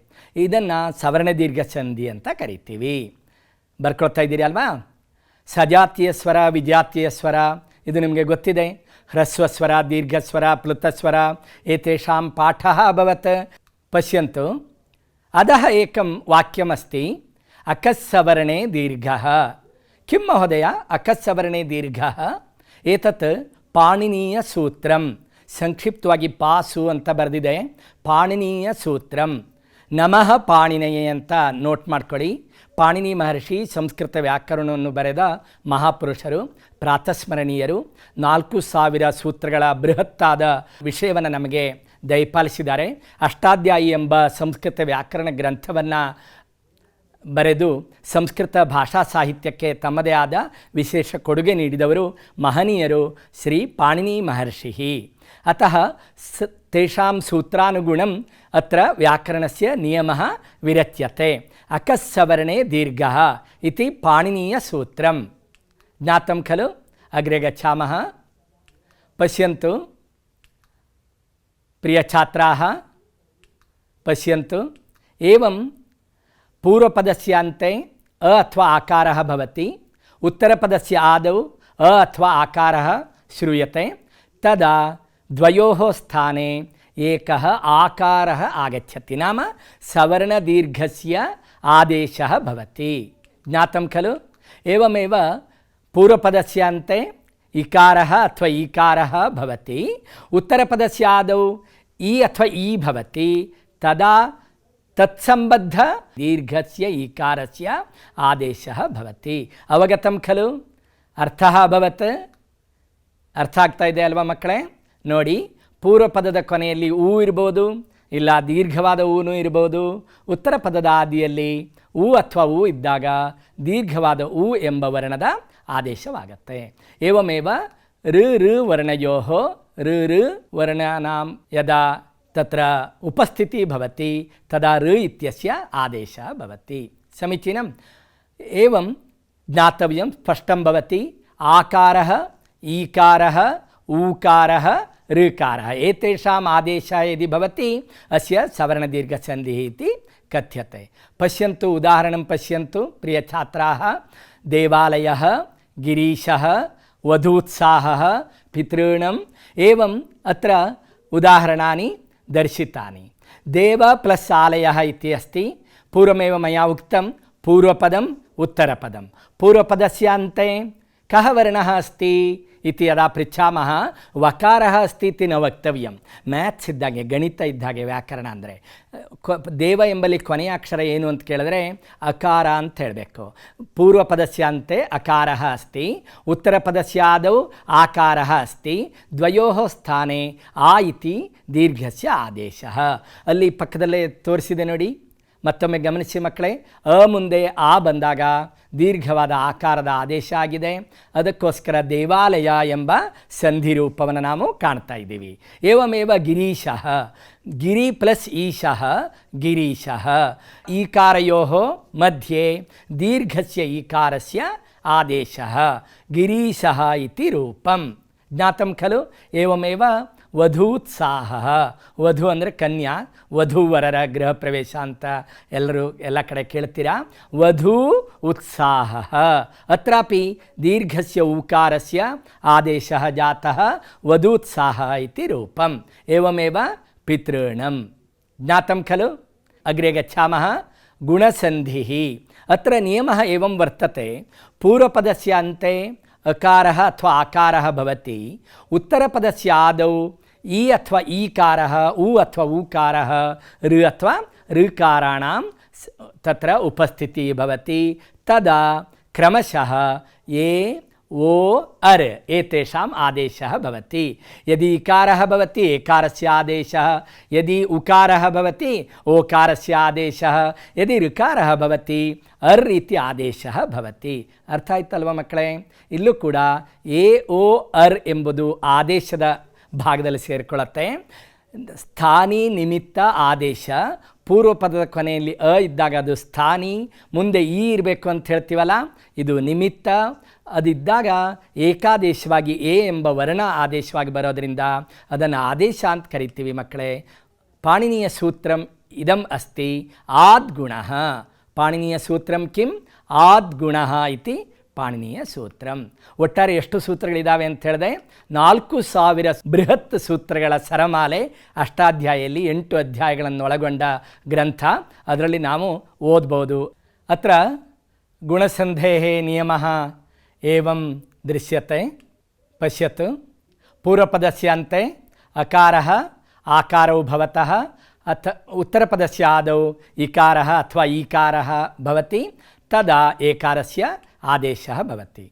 पुनः पश्यन्तु. पूर्वपदस्य अन्ते अकारः अथवा आकारौ भवतः, एवं उत्तरपदस्य आदौ उकार ऊकारयोः उपस्थितिः भवति, तदा ओकारस्य आदेशः भवति. एवं पश्यन्तु. पूर्वपदस्य अन्ते अकारः भवति अथवा आकारः भवितुमर्हति, उत्तरपदस्य आदौ ऋ अथवा ऋ वर्णः भवितुमर्हति, एवम् अर् इति आदेशः भवति। पश्यन्तु छात्राः, ए ओ अर् एतेषां यदि आदेशः भवति अत्र गुणसन्धिः इति कथ्यते। ಪುನಃ ವದಾಮಿ, ಎ ಓ ಅರ್ ಇವುಗಳ ಆದೇಶವಾದಲ್ಲಿ ಅದನ್ನು ನಾವು ಗುಣಸಂಧಿ ಅಂತ ಅರ್ಥೈಸ್ಕೊಳ್ಬೇಕು. ಸಮೀಚೀನಂ? ಹಾಂ, ಅಗ್ರೆ ಗಚ್ಚಾಮಃ.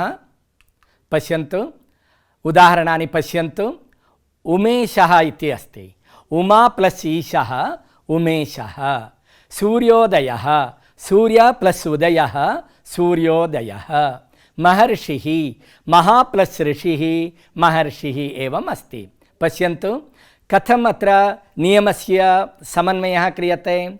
पश्यन्तु, उमा इत्यत्र आकारः अस्ति, उत्तरपदस्य आदौ ईकारः श्रूयते, अतः द्वयोः स्थाने एकारस्य आदेशः अभवत्, अतः उमेशः इति उपसिद्धिः. एवं सूर्योदयः, पूर्वपदस्य अन्ते अकारः अस्ति, उत्तरपदस्य आदौ उकारः अस्ति, द्वयोः स्थाने ओकारस्य आदेशः. महा प्लस ऋषिः इति अस्ति, पूर्वपदस्य अन्ते आकारः अस्ति, उत्तरपदस्य आदौ ऋ इति वर्णः श्रूयते, अत्र अर् इति आदेशः. मಕ್ಕಳೇ ಗಮನಿಸಿ, ಪುನಃ ಸ್ಥಾನಿ ನಿಮಿತ್ತಂ ಆದೇಶಃ. ಆ ಇತಿ ಸ್ಥಾನಿ, ಈ ಇತಿ ನಿಮಿತ್ತಂ, ಎ ಇತಿ ಆದೇಶಃ. ಹೀಗೆ ಎಲ್ಲ ಕಡೆಗೂ ಉದಾಹರಣೆಗಳಲ್ಲಿ ಸ್ಥಾನಿ ನಿಮಿತ್ತ ಆದೇಶ ಇದನ್ನು ನಾವು ಸ್ಪಷ್ಟವಾಗಿ ಅರ್ಥೈಸಿಕೊಂಡ್ರೆ ಸಂಧಿಯನ್ನು ಸುಲಭವಾಗಿ ತಿಳ್ಕೊಳ್ಬೋದು. ಅಗ್ರೆ ಗಚ್ಚಾಮಃ. ವೃದ್ಧಿಸಂಧಿಃ ನಿಯಮಃ ಏವम् अस्ति. पूर्वपदस्य अन्ते अ अथवा आकारः भवति, उत्तरपदस्य आदौ ए अथवा ऐकारः श्रूयते, अथवा ओकारः औकारयोः उपस्थितिः यत्र भवति तदा क्रमशः ऐ औकारयोः आदेशौ भवतः. पश्यन्तु, पूर्वपदದ ಕೊನೆಯಲ್ಲಿ ಅ ಅಥವಾ ಆ ಇರಬೇಕು, ಉತ್ತರ ಪದದ ಆದಿಯಲ್ಲಿ ಎ ಅಥವಾ ಐ ಇರಬೇಕು, ಇಲ್ಲ ಓ ಅಥವಾ ಔ ಇರಬೇಕು. ಆಗ ಕ್ರಮವಾಗಿ ಐ ಎಂಬ ವರ್ಣದ ಆದೇಶವಾಗತ್ತೆ ಅಥವಾ ಔ ಎಂಬ ಅಕ್ಷರದ ಆದೇಶವಾಗತ್ತೆ. ಅರ್ಥ ಆಯ್ತಲ್ವಾ ಮಕ್ಕಳೇ? ಅಗ್ರೆ ಗಚ್ಚಾಮಃ. ಅತ್ರ ಸೂತ್ರಂ ವೃದ್ಧಿರೇಚಿ ಇತಿ ಸೂತ್ರಮಸ್ತಿ. सूत्रानुगुणं नियमः विरचितः, अतः ಪಾಣಿನಿಯ ಸೂತ್ರಂ ಅವಶ್ಯಂ ಅವಗಂತವ್ಯಂ. ಮಕ್ಕಳೇ, ಈಗಲೇ ನೀವು ಆ ಸೂತ್ರವನ್ನು ಕೂಡ ಚೆನ್ನಾಗಿ ಗಮನಿಸ್ತಾ ಹೋದರೆ ಕೊನೆಗೂ ಅದನ್ನು ಆಧರಿಸಿ ಪ್ರಶ್ನೆ ಇದ್ದರೆ ಉತ್ತರಿಸಲಿಕ್ಕೆ ಅನುಕೂಲ ಆಗುತ್ತೆ. ವೃದ್ಧಿರೇಚಿ ಇತಿ ವೃದ್ಧಿಸಂದೇಹ ಸೂತ್ರಂ. ಅಗ್ರೆ ಗಚ್ಚಾಮಃ. ಪಶ್ಯಂತು, पूर्वपदस्य अन्ते यदा अकारः आकारयोः तदा ऐकारस्य आदेशः, उत्तरपदस्य आदौ ए अथवा ऐ भवेत् तदा ऐकारस्य आदेशः. एवमेव उत्तरपदस्य आदौ ओ अथवा औ इति वर्णः यदा भवति तदा औ इत्यस्य आदेशः भवति. अवगतं खलु? ज्ञातं खलु प्रियछात्राः? समीचीनम्. अग्रे गच्छामः. उदाहरणानि एवं सन्ति. एकैकं दिव्यौषधं वनौषधिः. पूर्वपदम् एक इति अस्ति, अन्ते अकारस्य श्रवणं भवति, उत्तरपदस्य आदौ ए इति वर्णस्य उपस्थितिः अस्ति, अतः द्वयोः स्थाने ऐ इति वर्णस्य आदेशः. एकैकम् इति उदाहरणम्. एकैकः आगच्छतु, एकैकः क्रीडतु इति वदामः खलु, तदा अस्य उपयोगः भवति. दिव्यौषधम् इति वदामः. सूर्यनमस्कारः यदि क्रियते तत् आरोग्यस्य दिव्यौषधम् इति वदामः. दिव्य औषधं दिव्यौषधं. पश्यतु, ಪಾರ್ಶ್ವೇ एव अस्ति. ಅ ಮತ್ತು ಔ ಎರಡು ವರ್ಣಗಳ ಸ್ಥಾನದಲ್ಲಿ ಔ ಎಂಬ ಆದೇಶ ಬಂದಿದೆ. ಇದಕ್ಕೆ ಸ್ಥಾನಿ ನಿಮಿತ್ತಂ ಆದೇಶ ಅಂತ ಹೇಳ್ತೀವಿ. ವನ ಓಷಧಿಃ ವನೌಷಧಿಃ. ಏವಂ ಏಕೈಕಂ ದಿವ್ಯೌಷಧಂ ವನೌಷಧಿಃ. ಏವಂ ಉದಾಹರಣಾನಿ ಭವಂತಿ. ಪುನಃ ಸ್ಪಷ್ಟಂ ಭವೇತ್. ಸ್ಥಾನಿ ಯಾವುದು, ನಿಮಿತ್ತ ಅಂದರೆ ಏನು, ಆದೇಶ ಯಾವುದು ಬಂದಿದೆ. ವೃದ್ಧಿ ಸಂಧಿಯಲ್ಲಿ ಐ ಔ ಏತಯೋಃ ದ್ವಯೋಃ ಅಕ್ಷರಯೋಃ ಯದಿ ಆದೇಶಃ ಭವತಿ ವೃದ್ಧಿ ಸಂಧಿಃ ಇತಿ ಕಥ್ಯತೆ. ಪಶ್ಯಂತು ಪುನಃ. ಲಿಖಂತು ಪ್ರಿಯ ಛಾತ್ರಾಃ. ಸರ್ವಾಣಿ ಉದಾಹರಣಾನಿ लिखन्तः सन्ति इति भावयामि। पुनः पुनः लेखनीयम्, अभ्यासः अतीव सुलभः। स्मरणीयाः अंशाः, एतावत्पर्यन्तम् एते अंशाः ज्ञाताः।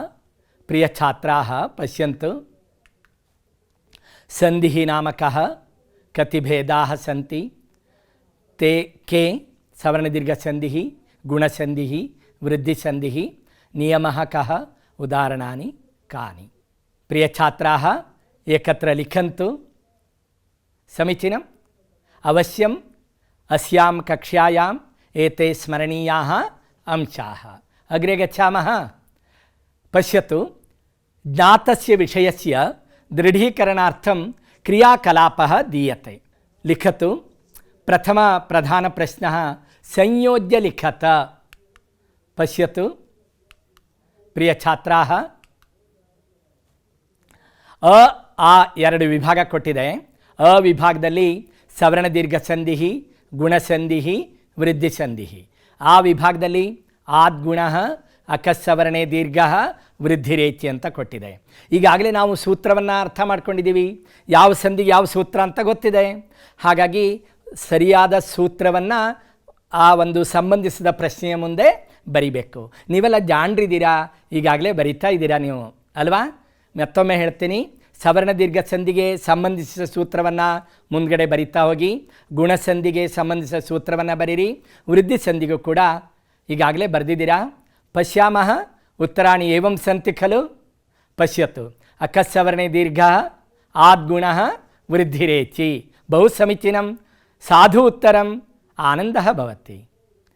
ಮಕ್ಕಳು ಉತ್ತರವನ್ನು ಸರಿಯಾಗಿ ಬರೆದಾಗ ಸಂಸ್ಕೃತ ಗುರುಗಳು ಅವಶ್ಯವಾಗಿ ಪ್ರಶಂಸೆ ಮಾಡ್ತಾರೆ, ನಿಮ್ಮನ್ನು, ನಿಮ್ಮ ಪ್ರಯತ್ನವನ್ನು ಶ್ಲಾಘಿಸ್ತಾರೆ. ಪಶ್ಯತು, ಸಾಧು ಉತ್ತರಾಣಿ ಏವಂ ಸಂತಿ. ಪಶ್ಯಂತು, ಅನ್ಯವಿಧ ಪ್ರಧಾನ ಪ್ರಶ್ನೆ, ಸಮೂಹೇತರ ಪದಂ ಲಿಖತ.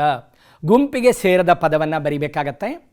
ಮಹೋತ್ಸವ, ತಥಾಪಿ, ಮಹರ್ಷಿ, ತಥೇತಿ. ಏವಂ ಪೂರ್ವರೂಪ, ಗುಣ, ವೃದ್ಧಿ, ಲೋಪ. ವಾಗ್ದೇವಿ, ಗುರೂಪದೇಶ, ಪಿತ್ರಾದೇಶ, ಏಕೈಕಂ. ಯಾವುದೋ ಒಂದು ಪದ ಅಲ್ಲಿಗೆ ಸಂಬಂಧಿಸಿದ್ದಾಗಿರಲ್ಲ. ಪ್ರತಿ ಪ್ರಶ್ನೆಯಲ್ಲಿಯೂ ಕೂಡ ತುಂಬ ಸರಳವಾಗಿದೆ. ಪಶ್ಯಂತು, ನೀವೆಲ್ಲ ಈ ಥರ ಬರೆದಿದ್ದೀರಾ ಅಂತ ನಾನು ಭಾವಿಸ್ತೀನಿ ಮಕ್ಕಳೇ. ಬಹು ಸಮೀಚೀನಂ. ತಥಾಪಿ ಇತಿ ಉತ್ತರಂ ಪ್ರಥಮ ಪ್ರಶ್ನಸ್ಯ. ದ್ವಿತೀಯಂ ಪಶ್ಯಾಮಃ, ಲೋಪಃ ಇತಿ ಉತ್ತರಂ. ಬಹು ಸಮೀಚೀನಂ. ವಾಗ್ದೇವಿ ಇತಿ ಉತ್ತರಂ. ಅತೀವ ರಮಣೀಯಂ, ಸುಂದರಮಸ್ತಿ. ಪ್ರಿಯಛಾತ್ರಾः ಭವತಾಂ ಪ್ರಯತ್ನः ಅವಶ್ಯಂ ಶ್ಲಾಘ್ಯः. ಅಗ್ರೆ ಗಚ್ಚಾಮಃ. ಚತುರ್ಥಪದಂ ಲಿಖತ. ಒಂದನೇ ಪದವನ್ನು ಕೊಟ್ಟು ಸಂಬಂಧಿಸಿದ ಎರಡನೇ ಪದವನ್ನು ಕೊಡ್ತೀವಿ, ಅದು ಉತ್ತರ ಆಗಿರುತ್ತೆ. ಮೂರನೇ ಪ್ರಶ್ನೆಯನ್ನು ಮಾತ್ರ ಕೊಡ್ತೀವಿ, ಉತ್ತರವನ್ನು ನೀವು ಬರೀಬೇಕು. ಇದು ನಿಮಗೆ ಆಗಲೇ ಪರಿಚಯ ಇದೆ, ಬೇರೆ ಬೇರೆ ಹಂತದಲ್ಲಿ 7ನೇ ತರಗತಿವರೆಗೂ ಇದನ್ನೆಲ್ಲ ಕಲ್ತ್ಕೊಂಡು ಬಂದಿದ್ದೀರಾ. ಚತುರ್ಥ ಪದಂ ಲಿಖತ ಅಂತ ಕರಿತೀವಿ. ನಾಸ್ಮಿ ಸವರ್ಣ ದೀರ್ಘ ಸಂಧಿ. ಕಾಂತೇತಿ ಕಹ ಸಂಧಿ ಲಿಖ್ಯತಾಂ. ಗೌರಿ ಪ್ಲಸ್ ಈಶಃ, ಗೌರೀಶಃ. ಏಕ ಪ್ಲಸ್ ಏಕಂ ಅತ್ರ ಉತ್ತರಂ ಲಿಖ್ಯತಾಂ. ಗುರೂಪದೇಶ, ಗುರು ಪ್ಲಸ್ ಉಪದೇಶ ಅಂತ ಬರಿತೀವಿ. ಚಂದ್ರ ಪ್ಲಸ್ ಉದಯ ಅತ್ರ ಉತ್ತರಂ ಕಿಂ ಲಿಖಂತು. ಪ್ರಿಯ ಛಾತ್ರಾः ಅವಶ್ಯಂ ಪ್ರಯತ್ನಂ ಕುರ್ವಂತು. ಪಶ್ಯಾಮಃ ಉತ್ತರಂ ಕಥಮಸ್ತಿ ಇತಿ. ಸಮೀಚೀನಂ. ಪಶ್ಯತು, ಪ್ರಥಮಂ ಉತ್ತರಂ ಗುಣಸಂಧಿಃ. ಏವಂ ದ್ವಿತೀಯಂ ಉತ್ತರಂ ಏಕೈಕಂ. ಗುರೂಪದೇಶಃ ಅತ್ರ ಉತ್ತರಮಸ್ತಿ ಚಂದ್ರೋದಯಃ. ಬಹು ಸಮೀಚೀನಂ. ಗುಣಸಂಧಿಃ ಏಕೈಕಂ ಚಂದ್ರೋದಯಃ. ಏವಂ ಸಾಧು ಉತ್ತರಾಣಿ ಲಿಖಿತಾನಿ. ಪಶ್ಯಂತು ಪ್ರಿಯಛಾತ್ರಾः, एतावत्पर्यन्तं स्वरसन्धिविषये त्रयः सन्धयः ज्ञाताः अस्माभिः. एवम् अवशिष्टत्रयाणां सन्धीनां परिचयः अग्रिमकक्षायां क्रियते. समीचीनं. धन्यवादः. शुभं भूयात्. प्रियछात्राः पुनः पुनः पठन्तु, पुनः पुनः अस्य अध्ययनं कुर्वन्तु. तदा अवश्यं व्याकरणस्य विचारः सुलभतया ज्ञायते. पुनः मिलामः. वदतु संस्कृतं, जयतु भारतं. धन्यवादाः.